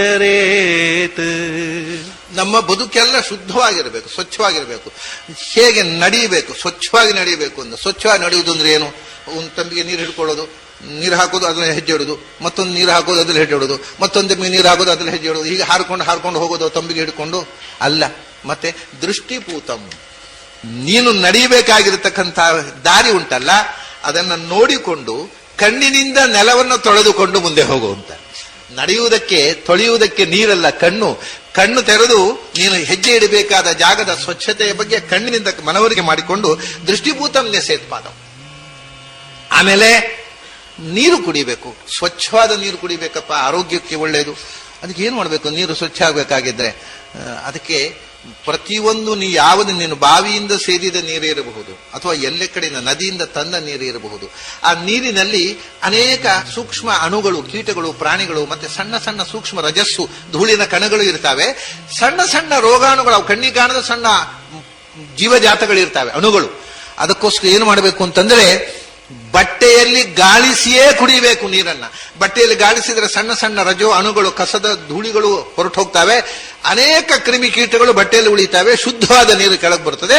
ಆದ್ರಿಂದ ಯಾವತ್ತೂ ನೀರನ್ನು ಕೂಡ ತೊಳೆದು ಕುಡಿಯಬೇಕು. ಯಾವುದರಿಂದ? ಬಟ್ಟೆಯಿಂದ ತೊಳೆದು, ಬಟ್ಟೆಯಲ್ಲಿ ಸೋಸಿ ಕುಡಿಬೇಕು. ಅವಾಗ ಆರೋಗ್ಯಕ್ಕೆ ಒಳ್ಳೆಯದು ಅಂತಾನೆ ಕೃಷ್ಣ. ಹಾಗೇನೆ ಒಂದೊಂದೇ ಮಾತು ಹೇಳ್ತಾ, ಮಾತು ಶುದ್ಧವಾದ ಮಾತು. ಯಾವುದರಿಂದ ಮಾತು ಶುದ್ಧ ಆಗೋದು ಅಂದ್ರೆ ಸತ್ಯದಿಂದ ಗಾಳಿಸಿ ಮಾತಾಡು. ಯಾವ ಮಾತು ಸತ್ಯ, ಯಾವುದು ಢೋಂಗಿ ಅಂತ ನಿನ್ನ ಮನಸ್ಸಿಗೆ ಗೊತ್ತಿರುತ್ತೆ. ಢೋಂಗಿ ಮಾತಾಡಬೇಡ, ಇನ್ನೊಬ್ಬರನ್ನ ಮೋಸ ಮಾಡೋ ಮಾತಾಡಬೇಡ. ಮತ್ತೆ ಆಚರಣೆ ಶುದ್ಧವಾಗಿರ್ಬೇಕು. ಹಾಗೆ ಮನಃಪೂತಂ, ಆಚರಣೆ ಶುದ್ಧಕ್ಕೆ ಇನ್ನೊಬ್ಬರು ಸರ್ಟಿಫಿಕೇಟ್ ಕೊಡುವುದು ಬೇಡ. ಯಾರ ಸರ್ಟಿಫಿಕೇಟ್? ನಿನ್ನ ಮನಸ್ಸು ಒಪ್ಪಿತ ಅದನ್ನ. ನಿನ್ನ ಮನಸ್ಸು ಹೇಳುತ್ತೆ ಇದು ನಾನು ಸುಳ್ಳು ಹೇಳಿದ್ದು, ಇದು ಸರಿಯಲ್ಲ ಅಂತ. ನಿನ್ನ ಮನಸ್ಸು ಯಾವುದನ್ನ ಖರೆ ಅಂತ ಹೇಳ್ತದೆ, ನಿನ್ನ ಮನಸ್ಸಿನ ಆತ್ಮಸಾಕ್ಷಿಗೆ ಒಪ್ಪಿಗೆ ಕೊಟ್ರೆ ಮಾಡು. ಆತ್ಮಸಾಕ್ಷಿಗೆ ಒಪ್ಪಿಗೆ ಕೊಡುವುದಿಲ್ಲ, ಆದರೂ ಕೂಡ ನೀನು ಮಾಡ್ತೀಯ. ಯಾಕೆಂದ್ರೆ ನಿನಗೆ ಗೊತ್ತು ನೀನು ಮಾಡುವುದು ಸರಿಯಲ್ಲ ಅಂತ. ಆದ್ರಿಂದ ಪ್ರಮಾಣವ ಅಂತಃಕರಣ ಪ್ರವೃತ್ತಯ. ಸಾತ್ವಿಕರಿಗೆ, ತಾಮಸರಿಗೆ ಇದು ಉಪಯೋಗ ಬೀಳುವುದಿಲ್ಲ. ಹೀಗೆ ಮನಃಪೂತಂ ಸಮಾಚರೇತ್, ಈ ರೀತಿ ಜೀವನದಲ್ಲಿ ನಡ್ಕೋಬೇಕು. ಆಮೇಲೆ ಅನೇಕ ಪ್ರಶ್ನೆಗಳನ್ನು ಹಾಕ್ತಾನೆ ಉದ್ಧವ. ಧರ್ಮ ಅಂದ್ರೆ ಏನು, ಸುಖ ಅಂದ್ರೆ ಏನು, ದುಃಖ ಅಂದ್ರೆ ಏನು, ಬಲ ಅಂದ್ರೆ ಏನು, ಅದಕ್ಕೆಲ್ಲ ತುಂಬಾ ಉತ್ತರ ಕೊಟ್ಟಿದ್ದಾರೆ. ಅದರದ್ದು ಒಂದು ಉದಾಹರಣೆಗೆ ಒಂದು ಶ್ಲೋಕ ನೋಡೋಣ. ಧರ್ಮ ಇಷ್ಟಂ ಧನಂ ಋಣಾಂ ಯಜ್ಞೋಹಂ ಭಗವತ್ತಮಃ ದಕ್ಷಿಣಾ ಜ್ಞಾನ ಸಂದೇಶಃ ಪ್ರಾಣಾಯಾಮಃ ಪರಂ ಬಲಂ. ಸಂಪತ್ತು ಅಂದ್ರೆ ಏನು? ಸಂಪತ್ತಿನ ಬಗ್ಗೆ, ಸಂಪತ್ತು ಗಳಿಸಬೇಕು ಅನ್ನುವಂಥ ಮಾತು ಹಿಂದೆ ಬಂತಲ್ಲ. ಸಂಪತ್ತು ಅಂದ್ರೆ ಏನು? ಕೃಷ್ಣ ಹೇಳ್ತಾನೆ, ಸಂಪತ್ತು ಅಂದ್ರೆ ದುಡ್ಡಲ್ಲ, ಧರ್ಮ ಇಷ್ಟಂ ಧನಂ ನೃಣಾಂ. ನೀನು ಮಾಡತಕ್ಕಂತಹ ಸತ್ಕರ್ಮವೇ ನಿನ್ನ ಸಂಪತ್ತು. ಯಾಕೆಂದ್ರೆ ಅದು ಮುಂದಿನ ಜನ್ಮಕ್ಕೂ ಬರುವಂತಹದ್ದು. ಇಲ್ಲಿ ಗಳಿಸಿದ ಯಾವುದು ಮುಂದಿನ ಜನ್ಮಕ್ಕೆ ಬರುವುದಿಲ್ಲ. ಅದು ನೀನು ಮಾಡಿದ ಒಳ್ಳೆಯ ಕೆಲಸ ಏನಿದೆ ಅದೇ ನಿನ್ನ ಸಂಪತ್ತು, ಜನ್ಮ ಜನ್ಮಾಂತರಕ್ಕೆ ಬರತಕ್ಕಂತಹ ಸಂಪತ್ತು. ಮತ್ತೆ ಯಜ್ಞ ಅಂದ್ರೆ ಏನು? ಯಜ್ಞ ಅಂದ್ರೆ ಸಾವಿರಾರು ಜನರನ್ನು ಕಲೆ ಹಾಕಿ ಒಂದು ದೊಡ್ಡ ಕುಂಡ ಮಾಡಿ ಅದರಲ್ಲಿ ಆಹುತಿ ಕೊಡುವುದಷ್ಟೇ ಯಜ್ಞ ಅಲ್ಲ. ಮತ್ತೆ ನನ್ನನ್ನ ಸರ್ವೋತ್ತಮ ಅಂತ ತಿಳಿದು ಮನಸ್ಸಿನಲ್ಲಿ ಧ್ಯಾನ ಮಾಡುವುದು ಎಲ್ಲಕ್ಕಿಂತ ದೊಡ್ಡ ಯಜ್ಞ. ಅದೇ ತರ ಒಂದೊಂದನ್ನು ಹೇಳ್ತಾ ದಕ್ಷಿಣೆ ಕೊಡಬೇಕು. ಏನು ಕೊಡಬೇಕು ದಕ್ಷಿಣೆ? ಎಷ್ಟು ಕೊಡಬೇಕು? ಎಷ್ಟು ಕೊಟ್ಟರು ತೃಪ್ತಿ ಆಗೋದಿಲ್ಲ. ಅದು ಏನ್ ಮಾಡಬೇಕು? ದಕ್ಷಿಣೆ ಕೊಡಬೇಕು. ಒಂದು ಯಜ್ಞ ಮಾಡಿದ್ರೆ ದಕ್ಷಿಣೆ ಕೊಡಬೇಕು. ಯಜ್ಞ ಅಂದ್ರೆ ಏನು? ಭಗವಂತ. ಹಾಗಾದ್ರೆ ದಕ್ಷಿಣೆ ಅಂದ್ರೆ ಏನು? ದಕ್ಷಿಣ ಜ್ಞಾನ ಸಂದೇಶ. ನೀನು ಎಲ್ಲರಿಗೂ ನಿನ್ನಲ್ಲಿ ಇರತಕ್ಕಂಥ ಜ್ಞಾನದ ದಕ್ಷಿಣೆಯನ್ನು ಕೊಡು. ಅದಕ್ಕಿಂತ ದೊಡ್ಡ ದಕ್ಷಿಣೆ ಯಾರಿಗೂ ಕೊಡ್ಲಿಕ್ಕೆ ಆಗೋದಿಲ್ಲ. ಆಮೇಲೆ ಬಲಿಷ್ಠನಾಗಬೇಕು. ಬಲ ಅಂದ್ರೆ ಏನು? ಗರಡಿ ಶಾಲೆಗೆ ಹೋಗಿ ಪ್ರಾಕ್ಟೀಸ್ ಮಾಡೋಣ ಅಂದ್ರೆ ಪ್ರಾಣಾಯಾಮ ಪರಂಬಲಂ. ಬದುಕು ಅಂದ್ರೆ ಉಸಿರಾಟ. ಚೆನ್ನಾಗಿ ಪ್ರಾಣಾಯಾಮ ಮಾಡು, ಅದರಿಂದ ಆತ್ಮಶಕ್ತಿ ಬೆಳೆಸಿಕೋ, ಅದೇ ದೊಡ್ಡ ಬಲ. ದುಃಖ ಅಂದ್ರೆ ಏನು? ದುಃಖ ಅಂತಂದ್ರೆ ದುಡ್ಡಿನ ಆಸೆ. ದಾರಿದ್ರ್ಯ ಅಂದ್ರೆ ಏನು ಅಂದ್ರೆ ಇನ್ನೂ ಬೇಕು ಇನ್ನೂ ಬೇಕು ಅನ್ನುವಂಥ ಶ್ರೀಮಂತನೇ ದರಿದ್ರ, ಇದ್ದದ್ದು ಸಾಕು ಅನ್ನುವ ಬಡವನೇ ಶ್ರೀಮಂತ. ದುಃಖ ಅಂದ್ರೆ ಏನು ಅಂದ್ರೆ ಇನ್ನೂ ಬೇಕು ಅನ್ನುವಂಥ ಬಯಕೆಯೇ ದುಃಖ. ಸುಖ ಅಂದ್ರೆ ಏನು? ಸುಖ ದುಃಖಾತ್ಯೇಹ ಸುಖಂ. ಸುಖ ದುಃಖಗಳೆರಡನ್ನೂ ಭಗವಂತನಿಗೆ ಅರ್ಪಿಸಿ ಮೀರಿ ನಿಲ್ಲುವುದು ನಿಜವಾದ ಸುಖ. ಹೀಗೆ ಎಲ್ಲ ಸಂಗತಿಗಳಿಗೆ ಬೇರೆ ಅರ್ಥ. ಶಮೋ ಮನ್ನಿಷ್ಠತಾ ಬುದ್ಧೇಹೇ ದಮ ಇಂದ್ರಿಯ ನಿಗ್ರಹ. ಭಗವಂತನಲ್ಲಿ ಮನಸ್ಸು ನೀಡುವುದೇ ಜೀವನದ ಶಾಂತಿ. ದಮನ ಅಂದ್ರೆ ಇಂದ್ರಿಯಗಳನ್ನು ದಮನ, ಊರ್ನವರನ್ನೆಲ್ಲ ಬಗ್ಗು ಬಡಿಯೋದಲ್ಲ. ಹೀಗೆ ಒಂದೊಂದು ಶಬ್ದಕ್ಕೂ ಆಧ್ಯಾತ್ಮಿಕ ಅರ್ಥವನ್ನ ಹೇಳಿ ಆ ರೀತಿ ಬದುಕಬೇಕಪ್ಪ ಅಂತ ಹೇಳಿಕೊಂಡು ಇಷ್ಟೆಲ್ಲ ಹೇಳಿದ್ರು ಭಗವಂತನ ಬಗ್ಗೆ ತಿಳಿಯೋಲ್ಲ ಅಂತಾನೆ ಕೃಷ್ಣ. ನತೇ ಮಾಮಂಗ ಜಾನಂತಿ ಹೃದಿಸ್ಥಂ ಯಯಿದಂ ಯತಃ ಉಕ್ತ ಶಾಸೋಗ ಹ್ಯಸುತೃಪ್ತೋ ಯಥಾ ನಿಹಾರ ಚಕ್ಷುಷಃ ನತಂ ವಿದಾಥ ಯ ಇಮಾ ಜಜಾನ ಅನ್ಯದ್ಯುಷ್ಮಾಕಮಂತರಂ ಬಭೂವ ಅನ್ನುವ ವೇದ ಮಂತ್ರವನ್ನೇ ತದ್ವತ್ತಾಗಿ ಕೃಷ್ಣ ಇಲ್ಲಿ ಉಪದೇಶ ಮಾಡ್ತಾನೆ. ನೀಹಾರೇಣ ಪ್ರಾವೃತಾ ಜಲ್ಪ್ಯಾಚ ಅಸುತೃಪಃ ಉಕ್ತಶಾಸಶ್ಚರಂತಿ. ಅವನು ಹೇಳ್ತಾನೆ ನತಂ ವಿದಾಥ ಅಂತ ವೇದದಲ್ಲಿ ಹೇಳ್ತಾರೆ. ಅದನ್ನು ಕೃಷ್ಣ ಹೇಳ್ತಾನೆ, ನತೇ ಮಾಮಂಗ ಜಾನಂತಿ. ಸಮಸ್ತ ವೇದವನ್ನು ಓದಿದ್ದಾರೆ, ಸಮಸ್ತ ಶಾಸ್ತ್ರಗಳನ್ನು ಅಧ್ಯಯನ ಮಾಡಿದ್ದಾರೆ. ಆದರೆ ಒಂದು ಸಂಗತಿ ಗೊತ್ತಿಲ್ಲ ಅವರು, ಏನು? ಭಗವಂತ ದೇವರು ಅಂದ್ರೆ ಏನು ಅಂತ ಗೊತ್ತಿಲ್ಲ. ನಥೇ ಮಾಂ ಅಂಗ ಜಾನಂತಿ. ಯಾಕೆ? ಎಲ್ಲಿ ದೇವರಲ್ಲಿ ತಿಳ್ಕೊಳ್ಳಿಲ್ಲ, ಎಲ್ಲಿ ತಿಳ್ಕೋಬೇಕು? ಅವನು ಹೇಳ್ತಾನೆ ಯೈದಂ ಯತೈದಂ ಜಗತ್. ಇಡೀ ಜಗತ್ತನ್ನು ಸೃಷ್ಟಿ ಮಾಡಿ ಜಗತ್ತಿನೊಳಗೆ ತುಂಬಿರತಕ್ಕ ಎಲ್ಲ ಜಗತ್ತನ್ನು ನೇಮನ ಮಾಡತಕ್ಕ ಭಗವಂತ ಯಾರು ಅಂತ ಅನ್ನೋದು ಗೊತ್ತಿಲ್ಲ ಅವರಿಗೆ. ಯಾಕೆ ಅಂದ್ರೆ ಅಲ್ಲಿ ಹೇಳ್ತಾರೆ ನತಂ ವಿದಾಥ ಯಯಿಮಾ ಜಜಾನ. ಯಾರು ಈ ಜಗತ್ತನ್ನು ಸೃಷ್ಟಿ ಮಾಡಿದ ಆ ಭಗವಂತನ ತಿಳಿದೇ ಇಲ್ಲ ನೀವು. ಯಾಕೆ ತಿಳಿದಿಲ್ಲ ಅಂದ್ರೆ ಅನ್ಯತ್, ನೀವು ತಿಳಿದುಕೊಂಡಿರತಕ್ಕ ಎಲ್ಲಾ ಸಂಗತಿಗಳಿಗಿಂತೂ ಬೇರೆ ಅದು. ಅದು ಒಂದನ್ನು ಬಿಟ್ಟು ಉಳಿದದೆಲ್ಲ ತಿಳ್ಕೊಂಡಿದ್ದೀನಿ, ಅದು ಒಂದು ತಿಳ್ಕೊಂಡೇ ಇಲ್ಲ. ಹೌದಪ್ಪ, ಇನ್ನಾದ್ರೂ ತಿಳ್ಕೋತೇವೆ. ಎಲ್ಲಿದೆ ಅದು? ಯುಷ್ಮಾಕಂ ಅಂತರಂ ಬಭೂವ. ಅದು ಎಲ್ಲೇ ಹುಡ್ಕೊಂಡು ಹೋಗ್ಬೇಡಿ, ನಿಮ್ಮೊಳಗೆ ಅಂತರ್ಯಾಮಿಯಾಗಿದೆ ಅದು. ಅದನ್ನ ನಮಗೆ ಯಾಕೆ ತಿಳಿಲಿಲ್ಲ ಮತ್ತೆ ನಮ್ಮೊಳಗೆ ಇದ್ದದ್ದು ಅಂದ್ರೆ ನೀಹಾರೇಣ ಪ್ರಾವೃತಾಹ. ಕಣ್ಣಿಗೆ ಮಂಜು ಕವಿದಿದೆ, ಆದ್ರಿಂದ ನಿಮ್ಮ ಎದುರಿದ್ದದ್ದೇ ನಿಮಗೆ ಕಾಣೋದಿಲ್ಲ, ಒಳಗಿದ್ದದ್ದು ಯಾಕೆ ಕಾಣುತ್ತೆ? ಅಲ್ಲ, ಮತ್ತ ದೇವರ ಬಗ್ಗೆ ನಾವು ನಿರಂತರ ಪ್ರವಚನ ಮಾಡ್ತೇವೆ, ಜಗತ್ತಿಗೆಲ್ಲ ದೇವರ ಬಗ್ಗೆ ಪ್ರವಚನ ನೀಡಿ ಲೋಕೋದ್ಧಾರ ಮಾಡಲಿಕ್ಕೆ ನಾವು ಹುಟ್ಟಿ ಬಂದವರು. ನಮಗೆ ದೇವರು ಗೊತ್ತಾಗುವುದಿಲ್ಲ ಅಂದ್ರೆ ಏನು? ಜಲ್ಪ್ಯಾಚ ಅಸುತೃಪಃ. ದೇವರ ಬಗ್ಗೆ ಮಾತಾಡಿ ಹೊಟ್ಟೆ ಹೊರೆಯುವ ಮಂದಿ ನೀವು, ದೇವರನ್ನು ತಿಳಿದವರಲ್ಲ. ದೇವರ ಬಗ್ಗೆ ಮಾತಾಡ್ತೇನೆ, ದೇವರು ನಿಮ್ಗೆ ಉಪದೇಶ ಮಾಡಿ ನಿಮ್ಮನ್ನು ಉದ್ಧಾರ ಮಾಡ್ತೇನೆ ಅಂತ ಹೇಳಿದ್ರೆ ಅದು ದೊಡ್ಡ ಮಾತಾಯಿತು. ದೇವರ ಬಗ್ಗೆ ತಿಳ್ಕೊಳ್ಳಿಕ್ಕೆ ಪ್ರಯತ್ನ ಮಾಡೋದು. ದೇವರ ಬಗ್ಗೆ ಏನ್ ಮಾತಾಡೋದು? ದೇವರ ಬಗ್ಗೆ ಮಾತಾಡ್ತೇನೆ, ನಿಮಗೆ ಭಗವಂತನ ಜ್ಞಾನ ಆಗುವ ಹಾಗೆ ಮಾಡ್ತೇನೆ ಅಂತ ಯಾರಾದ್ರೂ ಹೇಳಿದ್ರೆ ಅವನು ಭಗವಂತನನ್ನ ಬಿಸಿನೆಸ್ಸಿಗೆ ತಂದು ಅದರಿಂದ ದುಡ್ಡು ಮಾಡಿ ಬದುಕುವಂತಹ ನೀಚ ಇದ್ದಾನೆ. ಹೊಟ್ಟೆ ಹೊರೆಯುವುದು, ದೇವರ ಹೆಸರು ಹೇಳಿ ಹೊಟ್ಟೆ ತುಂಬಿಸಿಕೊಳ್ಳುವ ಮಂದಿ. ಉಕ್ತಶಾಸಃ, ಅದಕ್ಕೆ ಬೇರೆ ಅರ್ಥ ಇದೆ. ಒಂದರ್ಥ ಉಕ್ತಶಾಸ ಅಂದ್ರೆ ಕೊಟೇಶನ್ ಪಂಡಿತರು ಅಂತ. ಅದನ್ನು ನೀವು ಭಗವದ್ಗೀತಾದಲ್ಲಿ ಹೀಗೆ ಹೇಳಿದೆ, ಭಾಗವತಲ್ಲಿ ಹೀಗೆ ಹೇಳಿದೆ, ಟಿಪ್ಪಣಿಯಲ್ಲಿ ಹೀಗೆ ಹೇಳಿದೆ. ನಿಮಗೆ ನಮಗೇನು ಗೊತ್ತಿಲ್ಲ, ಅದು ಹೇಳಿದ್ದನ್ನು ಹೇಳೋದು ನಾವು ಅಷ್ಟೇ. ಬರೇ ಕೊಟೇಶನ್ ಪಂಡಿತರು, ಉಕ್ತವನ್ನ ಕೊಟೇಶನ್ಗಳನ್ನ ಉರುಳಿಸಿಕೊಂಡು ತಾವು ದೊಡ್ಡ ವಿದ್ವಾಂಸರಾಗಿ ಜನರನ್ನ ಮೋಸ ಮಾಡತಕ್ಕಂಥ ಮಂದಿ. ಇಂಥವರಿಗೆ ಭಗವಂತ ಎಂದೂ ಸಿಗೋದಿಲ್ಲ. ಅದರಿಂದ ಭಗವಂತನನ್ನು ತಿಳ್ಕೊಳ್ಬೇಕಾಗಿದ್ರೆ ಈ ಕಣ್ಪಟ್ಟಿ ಹರಿಯಬೇಕು, ಒಳಗಿರತಕ್ಕಂಥ ಸತ್ಯವನ್ನು ನೋಡೋ ಒಳಗಣ್ಣು ತೆರೆಯಬೇಕು. ಬರಿಯ ಪಾಂಡಿತ್ಯದಿಂದ ಹೊರಗಣ್ಣಿನಿಂದ ಭಗವಂತ ತಿಳಿಯೋದಿಲ್ಲ ಅಂತಕ್ಕಂಥ ಮಾತನ್ನ ಹೇಳಿ, ಆಮೇಲೆ ಜಗತ್ತಿನ ಒಳಗೆ ಭಗವಂತ ತುಂಬಿದ್ದಾನೆ. ಈ ಜಗತ್ತನ್ನು ಎಷ್ಟು ಬಗೆ ಅನ್ನೋ ಒಬ್ಬೊಬ್ಬರು ಒಂದೊಂದು ಥರ ವಿಭಾಗ ಮಾಡಿ, ಪದಾರ್ಥ ವಿಭಾಗ ಮಾಡಿ, ಪದಾರ್ಥ ಇಷ್ಟು ವಿಧ ಅಂತ. ನೈಯಾಯಿಕರು 7 ಬಗೆ ಅಂತಾರೆ, ದ್ರವ್ಯ 9 ಬಗೆ ಅಂತಾರೆ, 2 ತತ್ವ ಅಂತ ಆಚಾರ್ಯರು ಸ್ವತಂತ್ರ ಅಸ್ವತಂತ್ರ ದ್ವಿವಿಧ ತತ್ವಮಚ್ಛೇದ ಅಂತ ಹೇಳ್ತಾರೆ. ಒಬ್ಬೊಬ್ಬರು ಒಂದೊಂದು ಥರ ಈ ಪದಾರ್ಥಗಳನ್ನು ಸಾಂಖ್ಯದಲ್ಲಿ 24 ಅಂತ ಹೇಳ್ತಾರೆ. ಏನ್ ನಾವು ಪ್ರಪಂಚದ ಬಗೆ ಎಷ್ಟು ಅಂತ ತಿಳ್ಕೋಬೇಕು, ಯಾವುದು ಸರಿ ಯಾವುದು ತಪ್ಪು ಅಂತ ಉದ್ದವಾಗಿ ಹೇಳಿದಾಗ ಕೃಷ್ಣ ಹೇಳ್ತಾನೆ, ಇತಿ ನಾನಾ ಪ್ರಸಂಖ್ಯಾನಂ ತತ್ವಾನಾಂ ಋಷಿಭಿಃ ಕೃತಂ ಸರ್ವಂ ಯಾಯ್ಯಂ ಯುಕ್ತಿಮತ್ವಾತ್ ವಿದುಷಾಂ ಕಿಮಶೋಭನಂ. ಕೃಷ್ಣ ಹೇಳ್ತಾನೆ, ಗ್ರಹಣ ಮಾಡುವ ಬುದ್ಧಿ ಇದ್ರೆ ಎಲ್ಲವೂ ಸರಿ, ಗ್ರಹಣ ಮಾಡುವ ಶಕ್ತಿ ಇದ್ರೆ ಎಲ್ಲವೂ ತಪ್ಪು. ಆದ್ರಿಂದ ಯಾವುದು ಸರಿ ಯಾವುದು ತಪ್ಪು ಒಂದು ಪ್ರಶ್ನೆ ಅಲ್ಲ, ನಿನ್ನ ಮಟ್ಟ ಯಾವುದು ಅನ್ನೋದು ಪ್ರಶ್ನೆ.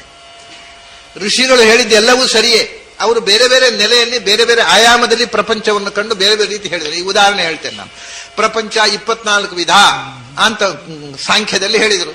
24ರಲ್ಲಿ 10 ಇಂದ್ರಿಯಗಳು, ಪಂಚಭೂತಗಳು, ಪಂಚತಾನ್ಮಾತ್ರಗಳು, ಮನಸ್ಸು, ಬುದ್ಧಿ, ಅಹಂಕಾರ, ಚಿತ್ತ, 24 ಆಯ್ತು. ಅಂದ್ರೆ ಜೀವವೇ ಸೇರ್ಲಿಲ್ಲ ಅಲ್ವ, ಇದೆಲ್ಲ ಬರೀ ಜಡ ಆಯ್ತಲ್ವಾ. ಜೀವ 25 ಅಂತ ತಗೊಳ್ಳಿ ಅಂದ್ರು.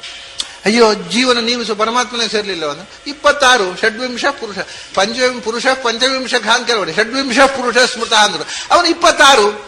ಅಲ್ಲಪ್ಪ, ಈ ಜಡಗಳನ್ನ ನಿಯಂತ್ರಿಸತಕ್ಕಂಥ ಜಡದ ಒಳಗಿರತಕ್ಕ ಜೀವನನ್ನು ಸೇರಿಸಿ 24, ಹಾಗಾದ್ರೆ 25ನೇವ ಪರಮಾತ್ಮ ಅಲ್ಲಪ್ಪ. ಅಂತರ್ಯಾಮಿಯ ಪರಮಾತ್ಮನ್ನು ಸೇರಿಸಿ ನಾವು 24, ಹಾಗಾದ್ರೆ 24.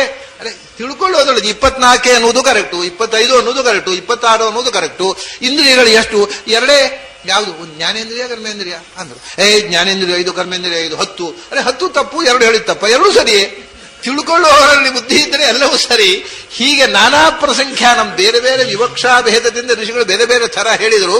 ಎಲ್ಲಕ್ಕೂ ಅರ್ಥ ಒಂದೇ. 2 ಇಂದ್ರಿಯ ಅಂದ್ರೆ ಜ್ಞಾನೇಂದ್ರಿಯ ಕರ್ಮೇಂದ್ರಿಯ, ಒಂದೊಂದು ಜ್ಞಾನೇಂದ್ರಿಯ 5, ಕರ್ಮೇಂದ್ರಿಯ 5 10 ಇಂದ್ರಿಯ, ಅದು ಕರೆಕ್ಟು. 10 ಅಲ್ಲಪ್ಪ, 11 ಮನಸ್ಸು ಸೇರ್ಬೇಕು, ಅದು ಕರೆಕ್ಟು. 11 ಅಲ್ಲ, ಬುದ್ಧಿಯು ಸೇರ್ಬೇಕು, ಅದು ಕರೆಕ್ಟು. ಮನಸ್ಸು ಬುದ್ಧಿ ಬಿಟ್ಟು ಅಹಂಕಾರ ಚಿತ್ತ ಚೇತನ ಬೇಡ, ಅದು ಬೇಕು. 15 ಹೇಳ್ರಿ, ಅಲ್ಲ ಚಿತ್ತ ಚೇತನ ಒಂದೇ 14, ಅದು ಕರೆಕ್ಟು. ಏನು ವಿಷಯ ತಿಳ್ಕೊಂಡವರಿಗೆ ಎಲ್ಲವೂ ಸರಿ, ವಿಷಯ ತಿಳ್ಕೊಳ್ಳದೆ ಇದ್ದವರಿಗೆ ಎಲ್ಲ ಕಡೆಯೂ ಪೂರ್ವಪಕ್ಷವೇ. ಆದ್ರಿಂದ ಶಾಸ್ತ್ರ ಇರುವುದು ದಡ್ಡರನ್ನ ಪ್ಲೀಸ್ ಮಾಡ್ಲಿಕ್ಕೋಸ್ಕರ ಅಲ್ಲ, ಜ್ಞಾನಿಗಳಿಗೆ ಆನಂದ ಕೊಡ್ಲಿಕ್ಕೆ. ಜ್ಞಾನಿಗಳಿಗೆ ಎಲ್ಲವೂ ಆನಂದಮಯ. ಆದರೆ ಸಾಮಾನ್ಯವಾಗಿ ಶಾಸ್ತ್ರ ಓದಿದ್ರು ಶಾಸ್ತ್ರದ ಸರಿಯಾದ ಅರ್ಥ ತಿಳಿಯೋದಿಲ್ಲ, ಅಪಾರ್ಥವೇ ಆಗುವುದು ಹೆಚ್ಚು. ಯಾಕೆಂದರೆ ಯಥಾಂಭಸಾ ಪ್ರಚಲತಾ ತರವೋಪಿ ಚಲ ಇವ ಚಕ್ಷುಷಾ ಭ್ರಾಮ್ಯಮಾಣೇನ ದೃಶ್ಯತೆ ಭ್ರಮತೀವ ಭೂ. ನಾವು ನೀರಿನಲ್ಲಿ ದೋಣಿಯಲ್ಲಿ ಹೋಗ್ತಾ ಇರ್ತೇವೆ. ನೀರಿನಲ್ಲಿ ಹೋಗ್ತಾ ಇದ್ರೆ ನಾವು ಹೋಗ್ತಾ ಇದ್ದೇವೆ ಅಂತ ಕಾಣೋದಿಲ್ಲ, ನಮ್ಮ ಪಕ್ಕದಲ್ಲಿ ದೋಣಿಯ ದಡದಲ್ಲಿರುವ ಮರಗಳೆಲ್ಲ ಅತ್ಲಾಗಿ ಹೋಗ್ತಾ ಇದ್ದಾವೆ ಅಂತ ಕಾಣುವುದು ಒಂದು ಥರ, ಇರುವುದು ಒಂದು ಥರ. ನಮ್ಮ ಕಣ್ಣು ಸರಿ ಇಲ್ಲದೆ ಇದ್ರೆ ನಮಗೆ ವಿಪರೀತವಾಗಿ ಕಾಣುತ್ತೆ. ನಾವು ಚಲಿಸ್ತಾ ಇದ್ದೇವೆ ಪೂರ್ವಾಭಿಮುಖವಾಗಿ, ನಮಗೆ ಕಾಣೋದು ನಮ್ಮ ಪಕ್ಕದಲ್ಲಿ ಇರತಕ್ಕಂಥ ಮರಗಳೆಲ್ಲ ಪಶ್ಚಿಮಾಭಿಮುಖವಾಗಿ ಓಡ್ತಾ ಇದ್ದಾವೆ. ನಾವು ಟ್ರೈನಲ್ಲಿ ಹೋಗ್ತಾ ಇರ್ತೇವೆ, ಟ್ರೈನಲ್ಲಿ ಹೋಗ್ತಾ ಇದ್ರೆ ರಸ್ತೆಯಲ್ಲಿ ಇರತಕ್ಕಂಥ ಆ ಗುಡ್ಡಗಳೆಲ್ಲ ಓಡ್ತಾ ಇವೆ, ಗುಡ್ಡದಲ್ಲಿರುವ ಮರಗಳೆಲ್ಲ ಓಡ್ತಾ ಇವೆ, ನಾವು ಕೂತಲ್ಲೇ ಕೂತಿದ್ದೇವೆ ಅಂತ ಅನ್ನಿಸ್ತಾ ಇರ್ತದೆ. ಅಥವಾ ಟ್ರೈನಲ್ಲಿ ಹೋಗ್ತಾ ಅಥವಾ ಬಸ್ನಲ್ಲಿ ಹೋಗ್ತಾ, ಅದು ಬಹಳ ಫಾಸ್ಟ್ ಆಗಿ ಹೋದಾಗ ಪೂರ್ವಾಭಿಮುಖ ಹೋಗ್ತಾ ಇದೆ, ನೀವು ಕಣ್ಮುಚ್ಚಿ ಕೂತ್ಕೊಳ್ಳಿ. ಪಶ್ಚಿಮಾಭಿಮುಖವಾಗಿ ಹೋದಾಗ ಶುರುವಾಗುತ್ತೆ. ಅದು ರಿವರ್ಸ್ ನಲ್ಲಿ ಹೋಗ್ತಾ ಇದೆ, ಅರೆ ಯಾವಾಗ ರಿವರ್ಸ್ ಗೇರ್ ಹಾಕಿದೆ, ರಿವರ್ಸ್ ಹೋಗ್ತಾ ಇದೆಯಲ್ಲ. ಹೀಗೆ ನಮ್ಮ ಕಣ್ಣಿನ ದೋಷ ದರ್ಶನದಲ್ಲಿ ದೋಷವಾಗಿ ಏನಿದೆಯೋ ಅದಕ್ಕೆ ವಿಪರೀತವಾಗಿ ತೋರಿಸುತ್ತೆ. ಪ್ರತ್ಯಕ್ಷ ಮಾತ್ರ ಅಲ್ಲ, ಶಾಸ್ತ್ರವೂ ಹೀಗೆ. ಆದ್ರಿಂದ ನಿಮ್ಮ ಕಣ್ಣು ತಿರುಗಿದ್ರೆ ಭೂಮಿ ತಿರುಗಿದಾಗ ಕಾಣುತ್ತೆ, ತಿರುಗೋದು ಕಣ್ಣು. ತಲೆ ತಿರುಗಿದ್ರೆ ಭೂಮಿ ತಿರುಗಿದಾಗ ಕಾಣುತ್ತೆ. ಅಲ್ಲ ಅಪ್ಪ, ಭೂಮಿ ತಿರುಗಿದ್ದಲ್ಲ, ನಿನ್ನ ತಲೆ ತಿರುಗಿದ್ದು. ಅಂತ ಡಾಕ್ಟರ್ ಹೇಳಿದ ಮೇಲೆ ಗೊತ್ತಾಗೋದು. ಇಲ್ಲ ನಮ್ಮ ಮನೆಯಲ್ಲಿ ಭೂಮಿಯು ತಿರುಗ್ತಾ ಇತ್ತು ಸ್ವಾಮಿ. ಇಲ್ಲಪ್ಪ, ನಿನಗೆ ತಲೆ ತಿರುಗಿತು, ಆಗ ಭೂಮಿ ತಿರುಗಿದ ಖಂಡಿತ ಅಷ್ಟೇ. ಹಾಗೆ ಯಾರೋ ಡಾಕ್ಟರ್ ಹೇಳ್ಬೇಕು, ಆಮೇಲೆ ನಿನಗೆ ತಲೆ ತಿರುಗಿತು, ತಲೆನೆ. ಹಾಗೆ ಕೆಲವರಿಗೆ ಸ್ವಲ್ಪ ಶಾಸ್ತ್ರ ಓದುಗಳೇ ತಲೆ ತಿರುಗಿಬಿಡೋದು. ನನ್ನಂಥ ಬುದ್ಧಿವಂತ ಯಾರಿದ್ದಾನೆ ಮತ್ತು ನನಗೆ ಹೇಳುವವರು ಯಾರು? ನಾನು ಯಾರನ್ನೂ ಕೇಳುವ ಅಗತ್ಯ ಇಲ್ಲ, ಹೇಳುವ ಅಗತ್ಯ ಇಲ್ಲ. ಇನ್ನೊಬ್ಬನು ಕೇಳಿದ್ರೆ ನನ್ನ ಅಜ್ಞಾನ ಪರಿಹಾರ ಆಗ್ಬಿಡುತ್ತೆ, ಕೇಳಲೂಬಾರದು ಒಂದು ತೀರ್ಮಾನ ಮಾಡಿ ಕೂತು ಬಿಡ್ತಾರೆ. ಅಂಥವರಿಗೆ ಎಂದೂ ಜ್ಞಾನ ಒಳಗೆಯೇ ಪ್ರವೇಶ ಮಾಡುವುದಿಲ್ಲ. ಯಾಕೆಂದ್ರೆ ತಲೆ ತಿರುಗಲಿಕ್ಕೆ ಶುರುವಾಗಿದೆ ಅವನಿಗೆ. ತಲೆ ತಿರುಗಿದ್ರಿಂದ ಶಾಸ್ತ್ರವೂ ತಿರುಗಿ ಹೋಗುತ್ತೆ ಅವರು. ಅದರಿಂದ ಎಲ್ಲವೂ ವಿಪರೀತ ಜ್ಞಾನ ಆಗ್ಬಿಡುತ್ತಪ್ಪ. ಅದರಿಂದ ಎಲ್ಲಿ ಏನು ಒಳ್ಳೇದಿದೆ ಅದನ್ನು ಗ್ರಹಿಸಬೇಕು ಅನ್ನೋಂತಹ ಸಹೃದಯತೆ ಮತ್ತು ವಿನಯ, ಶಾಸ್ತ್ರದಲ್ಲಿ ವಿದ್ಯಾ ದದಾತಿ ವಿನಯಂ, ಅದು ಇಲ್ಲದೆ ಇರತಕ್ಕಂಥ ಧೂರ್ತರಿಗೆ ಎಷ್ಟು ಓದಿದ್ರೂ ಜ್ಞಾನೋದಯ ಆಗೋದಿಲ್ಲ. ಶಾಸ್ತ್ರ ಓದಿ ಉಪಯೋಗ ಇಲ್ಲ. ಭಿದ್ಯಂತೆ ಭ್ರಾತರೋ ದಾರಾಃ ಪಿತರಃ ಸುಹೃದಸ್ತಥಾ ಏಕಯಾ ಅರ್ಥೇಚ್ಛಯಾ ಸದ್ಯಃ ಸರ್ವೇ ಚಾಪಿ ಅರಯಃ ಕೃತಾಃ. ಸಂಪತ್ತು ಬೇಕು, ಆದರೆ ಸಂಪತ್ತಿನ ಬಗ್ಗೆ ಎಚ್ಚರ ಬೇಕು. ಯಾಕೆಂದ್ರೆ ಅಣ್ಣ ತಮ್ಮಂದಿರು ಜಗಳ ಮಾಡುವುದು ಸಂಪತ್ತಿನಿಂದ, ತಂದೆ ಮಕ್ಕಳು ಬೇರೆ ಆಗುವುದು ಸಂಪತ್ತಿನಿಂದ, ಗಂಡ ಹೆಂಡತಿ ಬೇರೆ ಆಗುವುದು ಸಂಪತ್ತಿನ ಜಗಳದಿಂದ, ಬಂಧುಗಳು ಬೇಡವಾಗ್ತಾರೆ. ಬಂಧುಗಳನ್ನ ಕೊಲೆ ಮಾಡಿ ಆದರೂ ಅವರ ದುಡ್ಡನ್ನು ನಾನು ಗಳಿಸಿ ನಾನು ಶ್ರೀಮಂತ ಆಗಬೇಕು. ಎಷ್ಟು ನೀಚತನಕ್ಕೆ ದುಡ್ಡು ಅಂದ್ರೆ ಧನ ದೋಷ ಅಲ್ಲ, ಧನದ ಆಸೆ, ದುಡ್ಡಿನ ಆಸೆ. ಅದು ಒಂದು ಎಲ್ಲವನ್ನೂ ಮನುಷ್ಯನನ್ನ ಎಲ್ಲ ಸದ್ಗುಣಗಳನ್ನು ನಾಶ ಮಾಡಿ ಮನುಷ್ಯನಿಂದ ಮಾಡಬಾರದಂಥ ಕೆಲಸ ಮಾಡುತ್ತೆ. ಅದರಿಂದ ಸಂಪತ್ತು ಭಗವಂತನ ಪೂಜೆಗೋಸ್ಕರ, ಸತ್ಕರ್ಮಕ್ಕೋಸ್ಕರ ಬೇಕು. ಅದರಿಂದ ಕೆಟ್ಟ ಬುದ್ಧಿ ಕೊಡಬೇಡ ಭಗವಂತ ಅಂತ ಪ್ರಾರ್ಥನೆ ಮಾಡಿ ಗಳಿಸಿದ್ದನ್ನು ಸದ್ವ್ಯಯ ಮಾಡುವಂತ ಕೃಷ್ಣ ಹೇಳ್ತಾನೆ. ಹೀಗೆ ಇನ್ನೂ ಇಂಥ ಅನೇಕ ಲೌಕಿಕ, ವೈದಿಕ, ಆಧ್ಯಾತ್ಮಿಕ, ಅಧಿಭೌತಿಕ ಸಮಸ್ತ ವಿಷಯಗಳನ್ನು ಹೇಳಿ ಕೊನೆಗೆ ಕೃಷ್ಣ ಹೇಳ್ತಾನೆ, ನಯೇ ತದ್ವಿಜ್ಞಾಯ ಜಿಜ್ಞಾಸೋ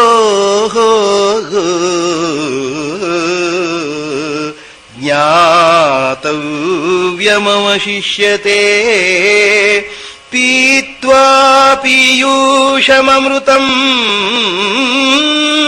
ಪಾತವ್ಯಂ ನಾವಶಿಷ್ಯತೆ.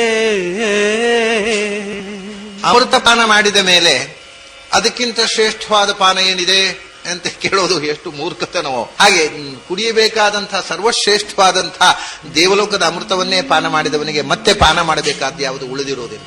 ಹಾಗೆ ಕೃಷ್ಣ ಹೇಳ್ತಾನೆ, ನಾನು ನಿನಗೆ ಜ್ಞಾನದ ಸಾರ ಸರ್ವಸ್ವವನ್ನ ಹೇಳಿದೆ. ಇದನ್ನು ಕೇಳಿ ನೀನು ಅರಗಿಸಿಕೊಂಡ್ರೆ ಇನ್ನು ಕೇಳಬೇಕಾದ ಸಂಗತಿಯೇ ಇಲ್ಲ ಪ್ರಪಂಚದಲ್ಲಿ. ಇನ್ನು ಜ್ಞಾತವ್ಯವಾದ ತಿಳ್ಕೊಳ್ಬೇಕಾದ ಸಂಗತಿ ಇಲ್ಲ. ಸಮಸ್ತ ಜ್ಞಾತವ್ಯದ ಸಾರವನ್ನು ನಿನಗೆ ಹೇಳಿದ್ದೇನೆ. ಇದನ್ನು ಹಿಡ್ಕೊಂಡು ಹೋಗಿ ಬದಲಿಗೆ ಹೋಗು.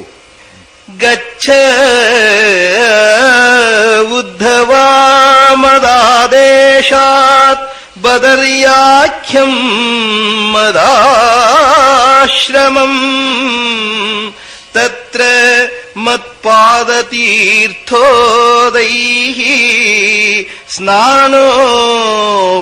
ಸ್ನಾನೋಪಸ್ಪರ್ಶನೈಃ ಶುಚಿಃ. ಬದಲಿಗೆ ಹೋಗು, ನಾರಾಯಣಾಶ್ರಮಕ್ಕೆ ಹೋಗು. ಅಲ್ಲಿರತಕ್ಕಂಥ ಋಷಿಗಳಿಗೆ ನಾನು ಕೊಟ್ಟ ಜ್ಞಾನ ವ್ಯರ್ಥ ಆಗಬಾರದು. ನಿನಗೆ ಒಬ್ಬರಿಗೆ ಕೊಟ್ಟದ್ದಲ್ಲ, ಅದು ಜಗತ್ತಿಗೆ ಮುಟ್ಟಬೇಕು. ಅಲ್ಲಿ ಋಷಿಗಳಿಗೂ ಕೊಡು. ಋಷಿಗಳಿಂದ ಅದು ಭಾರತಕ್ಕೆ ಬದರಿ, ಹಿಮಾಲಯದಿಂದ ಗಂಗೆ ಇಳಿದು ಬಂದಂತೆ ಜ್ಞಾನ ಗಂಗೆಯು ಭಾರತಕ್ಕೆ ಇಳಿದು ಬರಲಿ. ನೀನು ಇಲ್ಲಿ ಜಗಳಾಡಿಕೊಂಡು ಸಾಯುವುದನ್ನು ನೋಡ್ಕೊಂಡು ನೀನು ಇಲ್ಲಿ ಇರೋದು ಬೇಡ. ನೀನು ಹೋಗು ಬದಲಿಗೆ ಅಲ್ಲಿ ಪವಿತ್ರ ತೀರ್ಥಗಳಲ್ಲಿ ಸ್ನಾನ ಮಾಡಿಕೊಂಡು ಋಷಿಗಳ ಪವಿತ್ರ ಜ್ಞಾನದ ಸ್ನಾನದಿಂದ ನಿನ್ನ ಬದುಕನ್ನು ಸಾರ್ಥಕ ಮಾಡಿಕೋ. ಈ ದೇಶಕ್ಕೆ ಜ್ಞಾನ ಪರಂಪರೆಯನ್ನು ಕೊಡು, ಹೋಗುವಂತ ಉದ್ಧವನನ್ನು ಕಳಿಸಿಬಿಡ್ತಾನೆ. ಈ ಕಡೆ ಉತ್ಪಾತಗಳು ಪ್ರಾರಂಭವಾಗಿದೆ. ಇವಾಗ 106 ವರ್ಷ ಆಗಿದೆ ಕೃಷ್ಣನಿಗೆ. ಕೃಷ್ಣ ಅವತಾರ ಸಮಾಪ್ತಿ ಮಾಡಿ ಹೊರಟು ಹೋಗ್ಬೇಕು ಅಂತ ಸಂಕಲ್ಪ ಮಾಡಿದ್ದಾನೆ. ಅಲ್ಲಿ ದ್ವಾರಕೆಯಲ್ಲಿ ಉತ್ಪಾತಗಳು ಕಾಣಿಸ್ಲಿಕ್ಕೆ ಪ್ರಾರಂಭ ಆದವು. ಕೃಷ್ಣ ಹೇಳ್ತಾನೆ, ಇದು ಕಾಲ ಚೆನ್ನಾಗಿಲ್ಲ, ದುರಂತಗಳ ಲಕ್ಷಣಗಳಿವೆ, ನೀವೆಲ್ಲರೂ ಪ್ರಭಾಸಕ್ಕೆ ಹೊರಡಿ, ಇಲ್ಲಿ ಇರೋದು ಬೇಡ ಅಂತ ಅವ್ರನ್ನೆಲ್ಲ ಸಮುದ್ರ ತೀರಕ್ಕೆ ಕಳಿಸ್ತಾನೆ. ಸಮುದ್ರ ತೀರಕ್ಕೆ ಅವರಿಂದೆಲ್ಲ ಪುಣ್ಯಕರ್ಮಗಳನ್ನು ಮಾಡಿಸಿ, ದಾನ ದಕ್ಷಿಣೆ ಮಾಡಿಸಿ ಎಲ್ಲ ಪ್ರಭಾಸಕ್ಕೆ ಕಳಿಸಿಬಿಡ್ತಾನೆ. ಪ್ರಭಾಸಕ್ಕೆ ಹೋಗಿ ಕ್ಷತ್ರಿಯರು, ಅವರಿಗೆ ನಿಷಿದ್ಧ ಅಲ್ಲ. ಆವಾಗ ಅಂತ್ಯಕಾಲದಲ್ಲಿ ತಲೆ ಕೆಟ್ಟು ಎಲ್ಲರೂ ಮದ್ಯಪಾನ ಮಾಡ್ತಾರೆ. ಮದ್ಯಪಾನ ಮಾಡಿ ಯಾವಾಗಲೂ ಅಭ್ಯಾಸ ಇದ್ದವರು, ಆದ್ರೆ ಅವತ್ತೇನೋ ಜೋರು ನಶೆ ಹತ್ತಿ ಹೋಯ್ತು. ಅಭ್ಯಾಸ ಯಾವಾಗಲೂ ನಶೆ ಅಷ್ಟು ಇರುತ್ತಿರ್ಲಿಲ್ಲ. ಅಂತ್ಯಕಾಲ ಸಮೀಪಿಸಿದೆ. ಇಲ್ಲಿಲ್ಲದ ಯಾವುದೋ ಮತಿಭ್ರಮಣೆಯಾಗಿ ಒಬ್ಬರೊಬ್ರು ಮಾತಿಗೆ ಏನೇನೋ ಹಿಂದಿನ ಸಂಗತಿ ನೆನಪು ಮಾಡಿಕೊಂಡು, ನೀನು ಅಲ್ಲಿ ಪಾಂಡವರ ಪರವಾಗಿ ಯುದ್ಧ ಮಾಡಿದ್ದು ಸರಿಯಾ, ಅವನು ಆಚೆ ಬೆನ್ನು ತಿರುಗಿಸಿದ, ಅವನು ಹೊಡೆದದ್ದು ಸರಿ ಅಂತ ಯಾವ್ಯಾವುದೋ ಸಗದಿ ಹಿಡ್ಕೊಂಡು ಜಗಳ ಹಾಕೊಂಡು ಒಬ್ರಿಗೊಬ್ರು ಹೊಡೆದಾಡಿಕೊಳ್ಳಿ ಶುರು ಮಾಡಿ ಕೃಷ್ಣ ನಗ್ತಾ ನಿಲ್ತಾನೆ.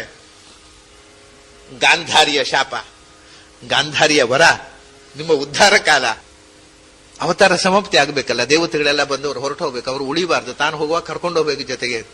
ನಗ್ತಾ ನಿಂತು ಬಿಡ್ತಾನೆ. ಜನನ ಮರಣ ಎರಡಕ್ಕೂ ಕೃಷ್ಣನ ಮಂದಹಾಸ ಒಂದೇ ಉತ್ತರ. ನಿಂತು ಬಿಡ್ತಾನೆ ನಗ್ತಾ. ಇಡೀ ಹೆಚ್ಚಿನ ಯಾದವರೆಲ್ಲ ಹೊಡೆದಾಡಿಕೊಂಡು ಸಾಯ್ತಾರೆ. ಬಲರಾಮ ತನ್ನ ಅವತಾರ ಸಮಾಪ್ತಿ ಮಾಡಿಕೊಂಡು ಶೇಷನಾಗಿ ಹೊರಟೋಗ್ಬಿಡ್ತಾನೆ. ಇನ್ನು ಏನು ವೃದ್ಧರು, ಹೆಣ್ಮಕ್ಕಳು, ಚಿಕ್ಕ ಮಕ್ಕಳು ಅಷ್ಟು ಯಾದವರು ಉಳಿದಿದ್ದಾರೆ.